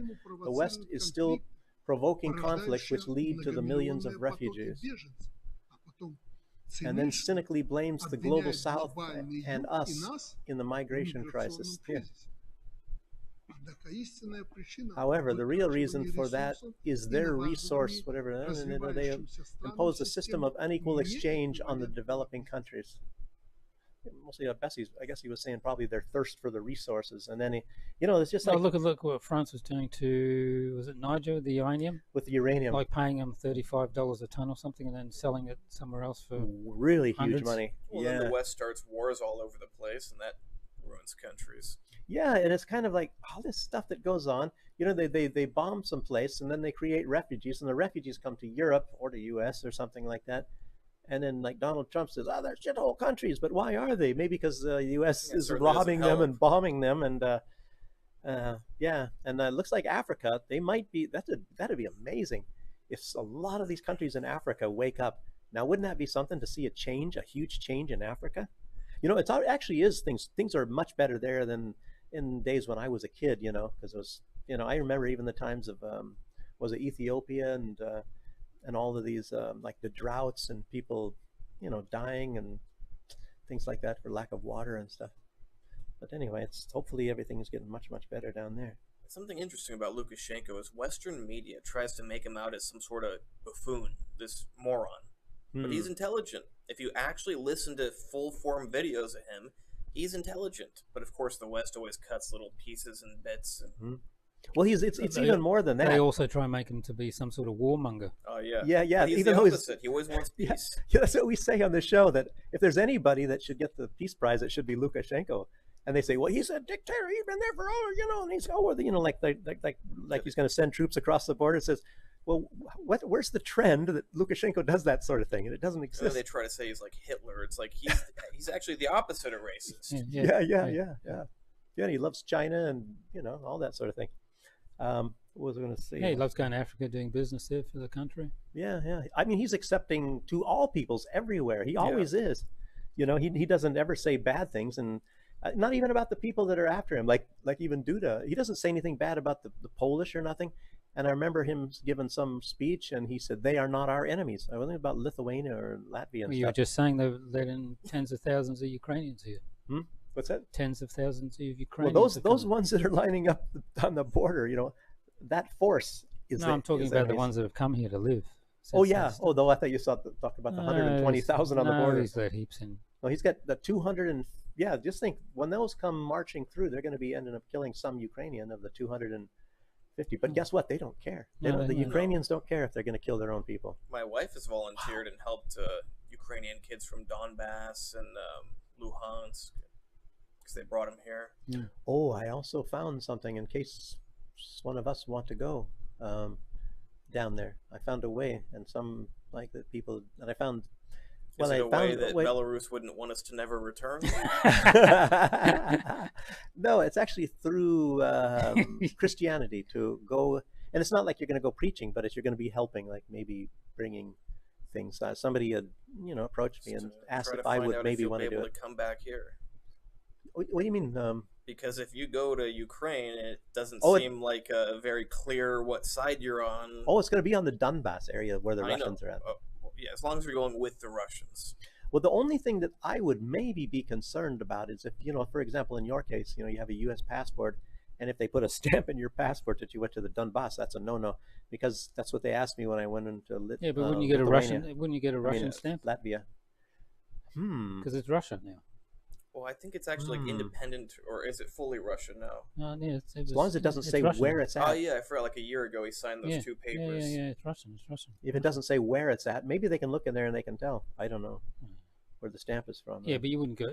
You wouldn't be entering the Donbass straight away. You'd be entering Russia, old Russia first, and then going down. Yeah, that's true. So. Yeah, that's right. Because as long as you go over there with a Russian group, it should be fine. Yeah, I'm thinking, hey, that's kind of nifty too, but makes me wonder what I'm going to be doing in the next little while. But it's my biggest thing was first to go to Germany, withdraw what we had in the bank, and bring it here, which luckily I did. And I don't actually really have to go there. There's so much money he brought back here to get a bus full of it. It's just full of money. Yeah, the bus was full too. I hope so. People didn't have any place to sit. No, but I took what we saved, and it's like, wouldn't it be terrible if they, take it at the border? And I was telling, you got to go through the red zone. Yeah, we did. I was telling my wife, I was saying, you can do that now, and I said it's not going to get better; it's going to get worse. So, because she was saying, well, we should leave half of our money over there, I said, no, because as the trend is going, remember back in the old days, I guess you could I took a train to Belarus from Germany, and it's been cut off for a long time, and they just keep, every periodically, but it's like that expression, slowly at first and then all at once. Things started slowly going against, the West going against Belarus maybe, 15 years ago. Whenever they cut off the train travel, I don't know. Well, actually, there's still. And now they're accelerating the things. At least as of a year ago, there were still trains going to Poland, but you had to have a visa to go on them. To Poland, passengers, huh? Yeah, like I went to the train station in Brest, I think, and I asked if I could go on the train, and I think my wife may have. I don't remember if she. No, because this would have been after we already came back. But they said if you had a work visa, Or if you had maybe a Oh. student visa, you were allowed to go on the train to Poland. But not everybody. Yeah. Yeah. What about a foreign passport? I don't know, because they're weird with Americans. Like, Poland doesn't like Americans to cross that border. You know, that And was you can come into Belarus on that border, Interesting, but I've yeah. heard of a lot of Americans not being able to go into Poland on that border. Mhm. Aren't the Polish supposed to be your allies? Yeah, we got a giant U.S. Embassy over there with a big gay flag and a lot of U.S. troops over there. Okay, Is it really? Yeah. Oh my god. I was kind of pissed. My wife had a visa appointment there, and I was just really worried they wouldn't give her a visa because she got denied the first time years ago, and then I'm like those. And they wouldn't let me go in with her. Like, this should be a law for the whole world. A husband is allowed to go anywhere his wife goes. You should never be allowed to separate me from my wife. That's horrible. So I was really pissed because they separated me from my wife, and I'm walking around the building. The security guards, I think, were getting nervous because I was just like, it was raining, and I'm just pacing back and forth looking at them angrily. And then I see the gay flag, and I go, what? And I start, like, the security guy inside the shack sees me, and he's like, Gosh. Man. and then I actually asked. So I saw these big guys behind, I can't remember the exact layout of the place, but behind the gate where they let the cars in, there were these guys that I didn't think looked like Americans. So I asked them, you guys Americans? And they go, no. So I guess they hire Polish to be the security for the American embassy. That's weird. On the way back, there was a guy on the bus, and his perfect English, like, and I said, are you American? He goes, no, Canadian. And then I think some 5-10 minutes later, he's talking to somebody, you know, perfect Russian, and he said, I lied, I'm Belarusian. He holds up his passport, but his English was perfect. You know, I guess he went to that linguistic university, you know, that you went to too, right? No. Oh, I thought you went there. I go to the medical university. I mean, for Russian. I mean, no. I don't study Russian. I should. Oh, I thought you did. I'd been originally from here. Nope. Wow, how did I get that in my head? I was thinking. My Russian's so good.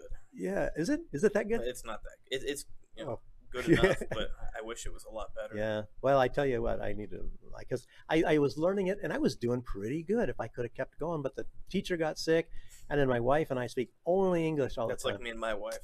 Yeah, but I tell you what, it lies on me. I have to start speaking, and then she will speak Russian, but I didn't know enough really, and you know, you get halfway through a sentence and then you don't know the word and you just go right back to English. Harder for you at your age, or actually, maybe not. Maybe it is. But no, I was about to say, you got to find girls that only speak Russian, and then you go on some dates with them, and you speak only Russian with them because they can't speak English. Oh, that's what I do for practice sometimes. Yeah, really? Well, you know, I've you know, if I was a little bit younger, and actually I'm very good looking, and people think I'm 24, but you should get a 40-year-old or a 35, maybe 35-year-old girl. You mean a woman? Wow. My 40-year-old. My wife gets real jealous. Some MILF. I have to find. And a matter of fact, I think I kind of found a guy. You know, guy, did you say a guy? Yeah, LGBT. No, anyway, a retired guy. He sits on this bench, and then I walked past him. Was it yesterday? And he was telling me that we're drinking some schnapps here. You know, I don't know how I understood it, but because he doesn't speak any English, but I understood that, and I think he said the word schnapps must be the same in Russian. But anyway, he had a bottle there, and I'm saying, oh gosh, thought I was going to find a guy, and I could just start talking to him at some point, you know, because he doesn't know any English. Natural reasons to speak Russian. Yeah, but he's sitting out there, and I was saying hi to him a couple of times and all that, and whatever, and then he seemed real friendly. We started getting a little bit, you know, nice friendly highs and all that, and then they asked where I'm from and all, and then, you know, so I broke the ice in that, but I don't want to sit out there and drink vodka or something with anybody. In my experience, if you go to Zabitskaya and you're American, drunk guys just flock to you, and they all want to speak to you. Where's this at? Zabitskaya, the bar street with all the bars and clubs. Oh, that one. Now, who wants to talk to me? All the drunk guys. And then less now, but in the past, I would get like one drunk guy come up to me, start telling me about like world affairs. Next drunk guy comes up and he starts arguing with him about world affairs. They're both trying to convince me. And then like third guy comes up, he's like, oh no, don't worry about those guys. But being an American on Zabitskaya, you're just a drunk guy magnet. They all want to talk to you. Yeah, I don't have my phone like right that here, anyway. I hadn't gone there in a long time, like a year or two, And last time I went, what do you know? A group of guys wants to buy me drinks. One guy wants me to stand on his shoulders. I sat on his shoulders, not stood. Sat on his shoulders. Yeah, he just wanted to pose and take some photos of me gosh. sitting on his shoulders. And he invited me to drunk. take free tractor lessons in Gomel next time I'm there. I was just in Gomel, but I forgot to hit him up for the tractor lessons. But yeah, I get bought. I don't know if it's just me or if it'll happen with you guys, but if I go out to bars and stuff, people buy me drinks just because I'm an American. And, you know, drunk guys, they're in a good mood and they meet an American. And Yeah. I can imagine. It happened to me a lot in Germany, always. And then, you know, but with me, it's like trying to learn Russian. If I learn from these drunk guys, I'll be, oh my darling. well, you got to start with normal people, then you work your way up to drunk people and old people. Old people are also hard. I be talking to them like that. At one time, Kudati Dios. I don't know. What? Kudati Dios. You know, where are you from? Where are you going? Oh wait, Kudati. Oh, where are you going? Yeah. Okay. At Kuda. At Kudavi. See, that's what I'm getting at. I don't speak it, so I'm forgetting everything. Yeah, and I had to learn when we go on an Uber, like say, "Я выхожу в метро Ostanovka And then sometimes we go to a completely different place. Yeah, the guy was trying to take us some other place, but most always, you know, they go to Pushkinskaya metro. What I love is when I come up and I speak normal, heavy accent Russian to someone, and I'm like, let's give an example. Glintvin. Я хочу Glintvin. Like, I want Glintvin. And the woman goes, I don't speak English. And I'm like, I'm not speaking English. I'm speaking Russian. Give me Glintvin. I don't speak English. Glintvin. Oh. It's like, even if you don't understand anything else I'm saying, you're selling Glintvin. I walk up to you, I say, something Glintvin. Do I want to, you know, punch your Glintvin? Do I want to go on a date with, I don't know. I probably want to buy your Glintvin. Yeah. Well, that's how I got along in the zoo park, you know, because I could make out some of the words. So I said, oh, they must have been saying this. But, you know, and then a lot of time it sounds like one big word. But I hear, you know, something in there. And, you know, then you learn the word for rabbit and learn for rats and stuff like that. So, and porcupine, you probably don't even know those. I don't know porcupine. Dikabras. Dikabra? It's like December in Russian. Dikabras. And like Chris is a rat. Chrissy is rats. And Krolik is a rabbit. And Kroliki is the rabbits. So, I mean, that's what mostly I took care of. Those kind of animals. I forgot how to say baby rabbit. Do you remember? I always say baby and they understand. A baby Krolik. So. Maybe, I don't know, I thought Krolik was grown rabbit. Maybe it is. But you know, there's another probably word different various ones, like hare. We have a hare and a rabbit and a, you know, different ones. Like in German, there's there's another one too. like Zayats. I forgot that one. Yeah, they're just like the different types of rabbits. But we had, I just called them all Kroliki, so that was pretty good. I like my rabbits. Missed my rabbits. So, yeah. What else do we have here? Yeah, let's wrap this up. Yeah, the Middle East. Move. Here we go. Israel continues to do all this. We just were talking about that anyway. Bombing, you know, hurting the Palestinians to somewhere and bombing the place. They bombed Jenin, I guess, was yesterday in the West Bank. And boy, oh boy, they just keep on going. And maybe they're using all the other events in the world as a cover just to continue all of this stuff. You know, there's no way of even talking about any kind of a ceasefire or peace agreement, because I think even Hamas has said that it's not going to happen really. And but the U.S., as we're all sitting here waiting for this retaliation from Iran after Israel, you know, assassinated the leader of Hamas there. And some people are not quite sure how it did it. Some say a short-range missile, and someone said that they plant the bombs in the hotel. But there's people that say they heard the bombs. One person said they saw it flying. And I mean, so Alistair Crook's friend was in the building, and he said it was a missile. Oh yeah, see, that's what I was telling. He was in the building. Who's that? Alistair Crook. He's used to be a diplomat for the UK. Also, see, a Westerner said it, then we can believe it. Plus, I think he was in intelligence, but he said his friend was there, and they said it was a missile that came through. Well, I think it's a joke that supposedly Israel or the U.S. didn't kill the Iranian president. His helicopter just crashed in the fog. I'm also skeptical about that. You know, I think it was an American helicopter, right? And they couldn't get parts for it because of sanctions and stuff. But they wouldn't even have flown somebody on a helicopter that didn't have very great parts. They would have put him on the other one. Well, the other 2 helicopters were okay. Yeah, and who else was on there? It was the Minister of Defense as well, right? It was, and the president. I mean, president of Iran, and another very. What I just find absolutely crazy. It's like, not to say this guy's name over and over, but that Ryan Macbeth guy. Because I've been watching his videos just to see what the nonsense from the other side is. He has like a whole 20-30 minute video on how the U.S. and Israel couldn't have taken down the Iranian president's helicopter. How it's just basically impossible. It's just so hard to do, and he comes up with all these reasons and he explains them. It's like, are you an idiot? Like, they probably have a laser that could shoot it down if they wanted to. Like, they're experts at getting rid of people they don't like. There's probably 10 different ways they could get rid of him. Yeah, there's even that. I remember, there was a time, I don't know, a big fad when Russian diplomats were getting killed and assassinated. One in Turkey, you probably remember that one. And they just, like, there was some little conference and somebody got a gun and shot and killed the guy a couple times. But anyway, they killed like lots of diplomats.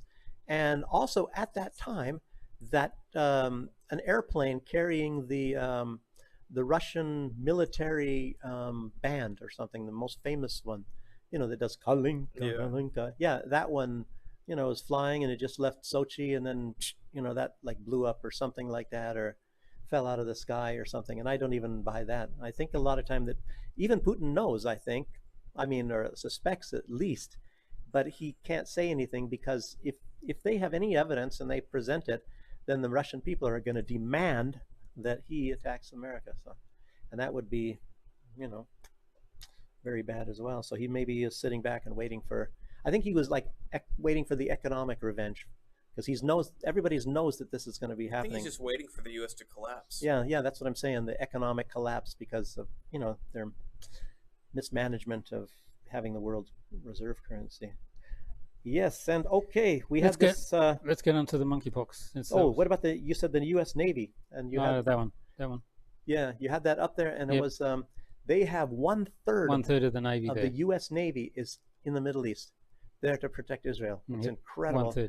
They even have a lot of helicopters there. They broom there. They brought more Apaches and troops and everything. So the U.S. has a huge military buildup. Nothing went through Congress. No, nothing. Yeah, and you notice you never heard about it either. And not to mention all the weapons that Israel has. They have warehouses, with American weapons, supposedly for America. I don't know if Israel has touched those, but as we all know, Israel is flooded with American weapons too. So, and they're counting on America to defend them. It's like my classmates were Israeli. Like, they're counting on America to defend them. Yeah. And they say if there's any response from Israel's killing of the leader of the political leader of Hamas, then the U.S. and Israel are going to pummel that. It's like, because as you all know, Israel has a right to defend itself, but nobody really else does. Yeah, they can kill anybody anywhere, but if at any time for anything. Yeah. If you want to do something about it, you're not allowed to. Yeah. So that's pretty much about all I wanted to say about that.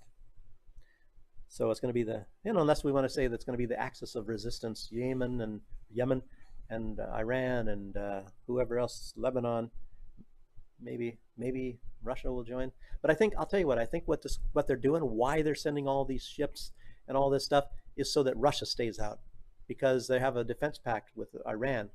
And if Iran strikes back any little thing, which was probably going to be small anyway, as we probably agreed on, that Israel would try to hit back big, and the U.S., they would demand that the U.S. hit back big. So, then it could escalate from there. And then I think all these ships and everything there are as a deterrent, so Russia doesn't get involved. That's just my guess. Whether they want to get involved anyway, because they got their hands full with Ukraine, at least maybe the Americans believe. Okay. Here we go. Who orders governments to prepare for mega lockdowns due to the deadly monkeypox strain? Yes. There it is. There you go. So this has started again. Mega lockdowns. Prepare for mega lockdowns. I just hope they don't release some new bioweapon. Yeah. Well, yes. Another one. Because they have two options: either like scare everyone about something, or they can just create it and release it. Yeah. That's true. That's just two options. was a But because what you think also probably because of the coming election that they're going to have What a lockdowns, coincidence. mail-in ballots. I saw this video. I don't know if you saw that. Dave didn't see it, and I think somebody just doctored it. It was probably a deep fake thing, and it showed Trump talking on some podium somewhere and saying that they're doing all this on purpose and that there's going to be doing this for mail-in ballots and all this sort of stuff. I mean, Speculation. we were joking 4 years ago that they're going to do it next election. yeah, exactly, Yeah. exactly. So the UK said that this deadly, they're calling it Mpox as well now. So there you go. Oh, Mpox. Mpox variant is very, very likely, or highly likely, to already be in the UK. So there you go. So that's Like, I know a lot of people think, and it's possible, like, all this stuff, it's just made up. There's no virus, for example. But they could actually release real deadly viruses. Yeah. Like, I wouldn't put it past them. Like, they are psychopathic killers. yeah. Well, this is in the Daily Mail. Government lab in Maryland plans to create a hybrid monkeypox strain that is more deadly than the ones that's spreading there. Yeah. Yeah, they're crazy, and it makes me. But they In the first Daily Mail, have to have the YouTube. vaccine for them. Yeah, of course. For all the elites to take the real a real working, and then they got to experiment on some of us peons, us useless eaters, to and they'll do it in a laboratory, of course, because they don't want it spreading. So they kill off some probably Africans. Well, that's the a UK normal is selling choice. a monkeypox test you can get for £119. So they'll send it to you in the mail, and you can stick that up your nose or somewhere. I don't know where you stick that.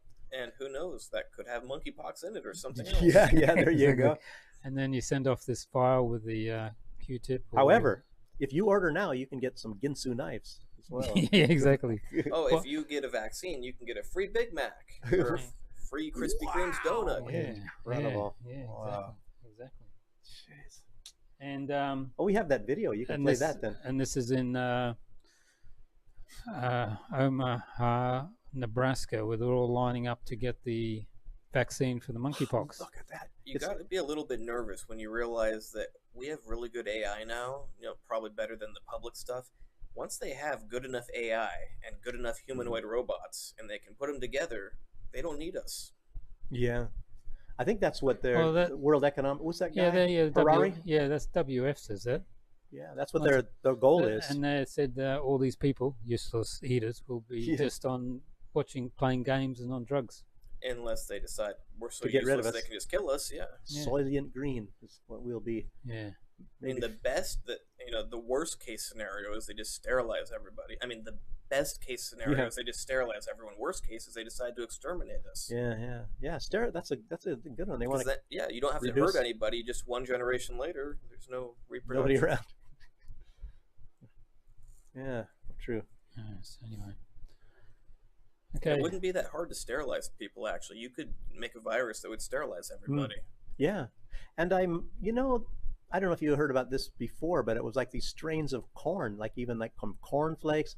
It has something on men hormones, or makes them sterile, or makes a lot of them, or whatever. I was hearing about this genetically modified corn that you should, even since then, I don't really eat that much corn anymore. I'm curious, since you guys are a little bit older, do you guys think that younger guys don't grow much body hair compared to when guys your generation were young?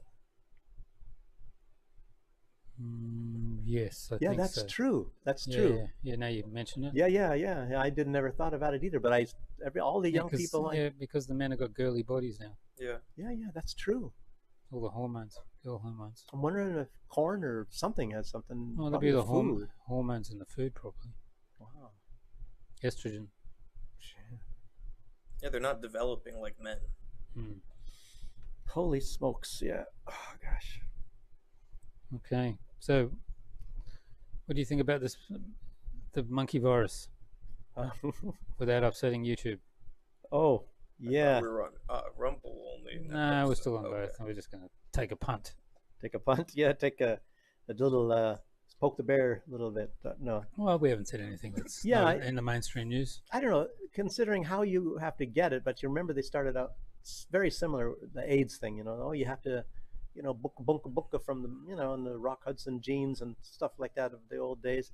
And, Rock Hudson jeans, Yes, right? yes. Knee pads in the front and a Yes, zipper in the back. yes. And, yeah. And everybody, made fun of people because we always thought only gay people could do it, and then you find out there's such a thing as bisexuals, and then of course it started spreading with the heteros and all that too. Well, and then they're probably putting it in the blood supply. Yeah, I heard about that stuff too. Well, it's like we they're just talked mixing, about it. Yeah, they're mixing the vaccinated blood with the whole blood supply. Like, how non-scientific is that? You don't want to contain, like, you, no matter what the variable is, you want to keep things separate. You go to a U.S. hospital now and you need blood, you just get a general all mixed up blood supply. Wow. Yeah, there is some. Isn't there some families? This is in the news. Some families are suing some hospitals because they asked for natural blood, and they think they got the unnatural blood, and then they developed clots all through their bodies and died. Jeez. How can you sue them when you're dead? Families. I know. I'm just kidding. I know. Yeah, but good luck suing a hospital. Yeah, they just give you money, wouldn't they? They just pay you out. Well, I think you just have no luck. Yeah, probably until you kick you in the backside. Plus, and the you average get out person doesn't even have the time or the energy or the money or anything to sue successfully some big entity. Yeah, and a risk, and then you're out $100,000 that you don't have. Yep. And have to have your children working the rest of their lives to pay. Well, in the news also is there's 14,000 people in the UK putting compensation for vaccine injuries. That's in the news. Telegraph. And can they somehow work together on that? Well, that's what I think they are doing. But there's a scheme where you can put in for the government if you've been injured, and there's 14,000. I'll just find it for you. That one. There we go. So you go. Almost 14,000 seek compensation, saying COVID vaccines left them disabled. This is in the Telegraph, main newspaper in the UK. But what's interesting about this is a few hours later, it went from 14,000 to 1,000 seek. They changed the wording. You know what's sad to think is, like, how many mothers were out there pushing their kids to get these vaccines, or thinking they're saving their kids' lives by getting these vaccines, and they're actually condemning them. Man, I know. Potentially. Yeah, potentially. I mean, it's not 100%. But we on this show are very much in favor of the vaccines. I mean, there's some people that don't have side effects. There's a lot of people that do. Yeah. Well, you know that theory. You know, we talked about it here, and I always mention that to people too. That because there was somebody early on, and I said, "Dang, that might be." You know, it was interesting. They said they worked there on YouTube. Yeah, I'm going to be careful. Okay. They said they worked at that place, and that not all of them. Yeah, I would assume are that. so. It's just, I think they said 15%. And I would assume the rest of them are placebos. You know, it's common with a lot of things, but they write down which batch number you got. If you wanted to conduct a large-scale experiment, what better way to do it than have a bunch of different batches of things and roll them out all as the same vaccine, and then you get all the data when they go to their doctor, they complain of side effects, and I don't know what they could really be trying to get from it, but, you know, that's how you do an experiment. Mm-hmm. Yeah. Well, there you go. You could even just do it by region and then examine the regional effects. Yeah, but you know. So anyway, there is a vaccine for the mpox if you want to go and get it. It's available, and 20 pounds. Miraculously, or so. 120 pounds, right? Oh no, that's the test. Yeah, oh yeah. Oh boy. Yeah, I think the vaccine's free. Pretty cool is something free. Sometime in the near future, I'll have my own bio lab. Mm-hmm. Can make real things, but maybe I shouldn't say that, or else I won't live too long. That's true. Well, you're safe over here. Just don't go west, young man. Don't go west. Take your stinking paws off me, you damn dirty ape! It's from the Planet of the Apes. Yeah. Okay. All right. Anyway. Hey, they filmed one of those movies at my old university, University of California, Irvine. Is that the one with the steps? Yeah. Where he's running up and down and Charlton Heston? I can't remember the exact scene, but it's. I don't even remember which. It looks like an amphitheater. It's our library, I think. Oh right, yeah. Oh yeah, it's a white building with these like oblong windows, and there is some steps going up to it, and then it's white. Bad description. Oh yeah. Well, that might have been the one. But where there were steps in the scene. Maybe that's the one where they were teaching the apes, and Caesar said no. First time when they started fighting. Maybe it's that building. I don't know. Yeah, who knows? Wait a minute. What do you mean? What? That's in the Charlton Heston movies, or the new ones? No, there's 5 old movies from '68 and the '70s, right? And then there's the 2001 one with Mark Wahlberg, and then there's the new ones, the 4 new ones. But the filming of that. He's talking about the old ones, the 70s. Okay, yeah, that's what I meant. Yeah. So, okay, it's time to go. That's a wrap. It's a wrap. Andrew, where can people get you? Do it again. If you want to message me, Andre Hutch, AndreyHutch, for health stuff. No medical advice because I don't have a medical license, but I can give you medical information because you don't need a medical license for that. If you want to watch my videos, AndroClone1, AndroClone 1. Don't go to 2 because he gives false information. That clone gives false information. Yeah, the second clone. Which one am I? The second clone's a bastard. Yeah. Okay, and Duke, where can they find you on YouTube? I'm here. No, I'm Duke in Belarus on YouTube, and I did have something on Rumble, but it's like I wasn't so great. You get very. And you're getting on X soon? I should. I probably don't know how to do it. I maybe just click on the X and then that tells me what to do. But yeah, probably. What are your videos about? Well, that's strange because I was talking about like geopolitics, some of their stuff that what we're talking about here, and then about Belarus too. Kind of like what we're doing here. So that means I've taken over this show for the most part, and I'm impressing myself. Now, actually, Dave saw me, and he's thinks the same way. I saw his video, and I sent a message, and we had a chat. Yeah. I used to make political videos, and I decided I want to keep my channel only health stuff. Yeah. It's like, like if you talk politics a lot of time, it turns a lot of people off. Especially if they're. But I'm sort of thinking if people don't at least consider, they don't have to agree with everything I say, but if they don't at least consider a lot of stuff, I don't really, they can go somewhere else. Anyway. We had a comment on one of the videos today saying at 11:18 or something like that, he saw a Trump hat. So that's it. He's out. He's not watching us again. Oh, it's over. So he's not watching us again. Yeah. I'm not, it's like, it's over here. But everyone from all sides. Yeah, exactly. Yeah. I'm not like a big Trump supporter myself. It's just that he's the best choice that we have at the moment. Well, there's a lot of things I would tell you, and you would think that I'm definitely not a Trump supporter. Yeah, well, the hat's just a prop, isn't it, over there? Yeah. Well, a school teacher from Boston who was on the bus from Lithuania to Belarus with me, she would disagree with you that, in her words, at least they can sit Biden down in front of the camera and tell him to say something. Trump, he's just like, so you think this is some joke? Like, Biden can just sit there and like look good on. That's important. It's the United States of America. We need someone who can actually run the country, not just sit there. Yeah. What was that movie? I think who was it? That Sir something. He's a British actor, and he played. I think it was called Manchurian Candidate. And he gets up there and he's like threatening and all that, and then somebody. I'm not. It's not. It's maybe it's one of those British Secret Service type movies, and they come there. And he doesn't even know what he's doing, and he thought it was just kind of a joke. Ben Kingsley, yeah, and he says, I don't know, I don't know.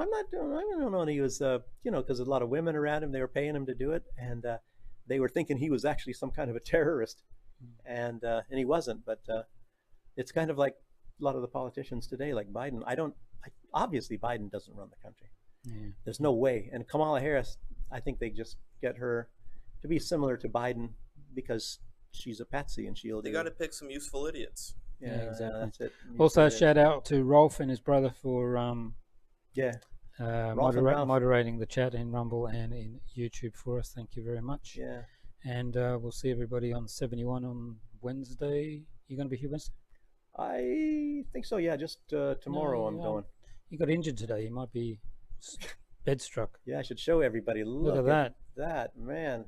I don't want to show Andrew over there because he was going to tell me I probably need stitches. But no, I actually am against any sort of surgical intervention unless it's absolutely necessary. I was figuring you were, so I was just kidding. Yeah. So, but yeah, as long as it was taking like most of the day before the bleeding stopped. So luckily it stopped now. I have a shirt here so I don't ruin Dave's chair. When I was in the Maldives, in the bungalow, I went out the back. And there was the steps down to the water. You told me. I went down there, and then all of a sudden I was in the water, and I came up, and all my hands were ripped open, from the rope on the sides of the ladder. It was very slippery. So yes, moss and stuff. Yeah. First thing I thought, gosh, that would have been worse. I mean, it's potentially worse than my little thing tripping. Yeah, well, it was the sharks in the water too, which didn't help. So anyway, I'm just wondering how I got all these injuries. I got like my ribs and my toe and my elbow and my wrist. Did you roll when you fell? I think I turned over after, but I was, the big impact on the, hitting, this was one, and my toe. So like you just fell straight ribs. on and hit your arms and ribs? Yeah, I guess so. I mean, see, I wasn't taking notes. I was just falling. I look kind of like my wife. I had just bought her an iPhone 15, I think it is, whatever the newest one is. Oh, crap. Don't tell me she... And she's holding it jogging or something. Oh, my And God. she fell, but, for better and for worse, she held it up and got, like, her arms all scraped, her knees scraped, her face scraped. Oh. And she's like, but I kept the phone safe. Which is the most, as long as you don't, I understand. Physical damage. Yeah, well, because the body can heal. Yeah. Yeah, but now she's got scars actually on her arms and her legs. Oh, okay. Gosh. But good for her. I've done that with a gin and tonic several times, but never with jogging. No, yeah, on ice. Yeah. Oh, on ice. Not jogging, just walking on ice. Oh my. Okay. At one time, I slipped 3 times, or maybe I slipped twice, and then before I slipped the 3rd time, I decided, hey, I need to drink my drink before I actually. I didn't spill any, so then I drank it, and I slipped another time. Well, that's a good one. I don't like vodka and stuff, but gin and tonic. That's kind of nice. You guys can have some at my apartment. Yep, we're coming tonight. Okay. I just bought a bunch of tonic water today. Oh boy. That's got quinine in it, right? Yeah. I boiled down. I don't remember if it was like 27 liters or 32 liters at the beginning of 2020. Actually, it might have been 2019. No, it's 2020. Yeah. Are you talking about gin itself? No, tonic water. No, tonic water's got quinine in it. Yeah, I bought every tonic water from every store near me, and I boiled it all down. I spent days just boiling it all down to get it like a tar of quinine, but there's probably a lot of other... Good thing I didn't need to try to use that. I got some pharmaceutical stuff. Quinine, what's that? It's the original hydroxychloroquine, so to speak. Yeah. Oh. It's found in the bark of some trees.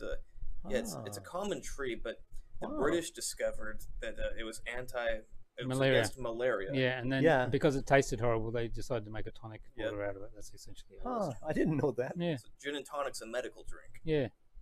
Wow. But it doesn't have enough quinine in it nowadays. Yeah. Huh. Yeah. That's interesting. See, there you go. More health stuff people learn. Yeah. Unless you drink as much as me, then you get enough quinine. Yeah, exactly. Okay. Yeah, exactly. So that's one of your favorites too, gin and tonic. And then also, we got these amazing orange machines here that you just push the lever down and it puts the orange through the machine for fresh orange juice. You get that orange juice and you get a lime. Maybe you could just get your own orange squeezer. I don't have an orange squeezer. Then you put your tequila in there. Then you put your lime. Then you just put some of that fresh orange juice, and then you stir it, put some orange liqueur on top. You got a great margarita. It's very convenient with those machines. Wow. There you go. Yeah. We need to go and do some videos and go to the clubs and the bars one night. Yeah. It'll be something different. I don't usually go to them, but I'd be down. Yeah. I'm normally not a night person, and yeah, we can try that. Okay, everybody, thanks for tuning in. 71 on Wednesday. We'll be back. And share, like, love. What else do we say? Subscribe. Yeah, subscribe. Share, like, yeah. That's it. Okay. Thank you, Andrew, for coming. Appreciate Thanks it. for having me. Thank you, Duke. Goodbye, everybody. Bye, everybody.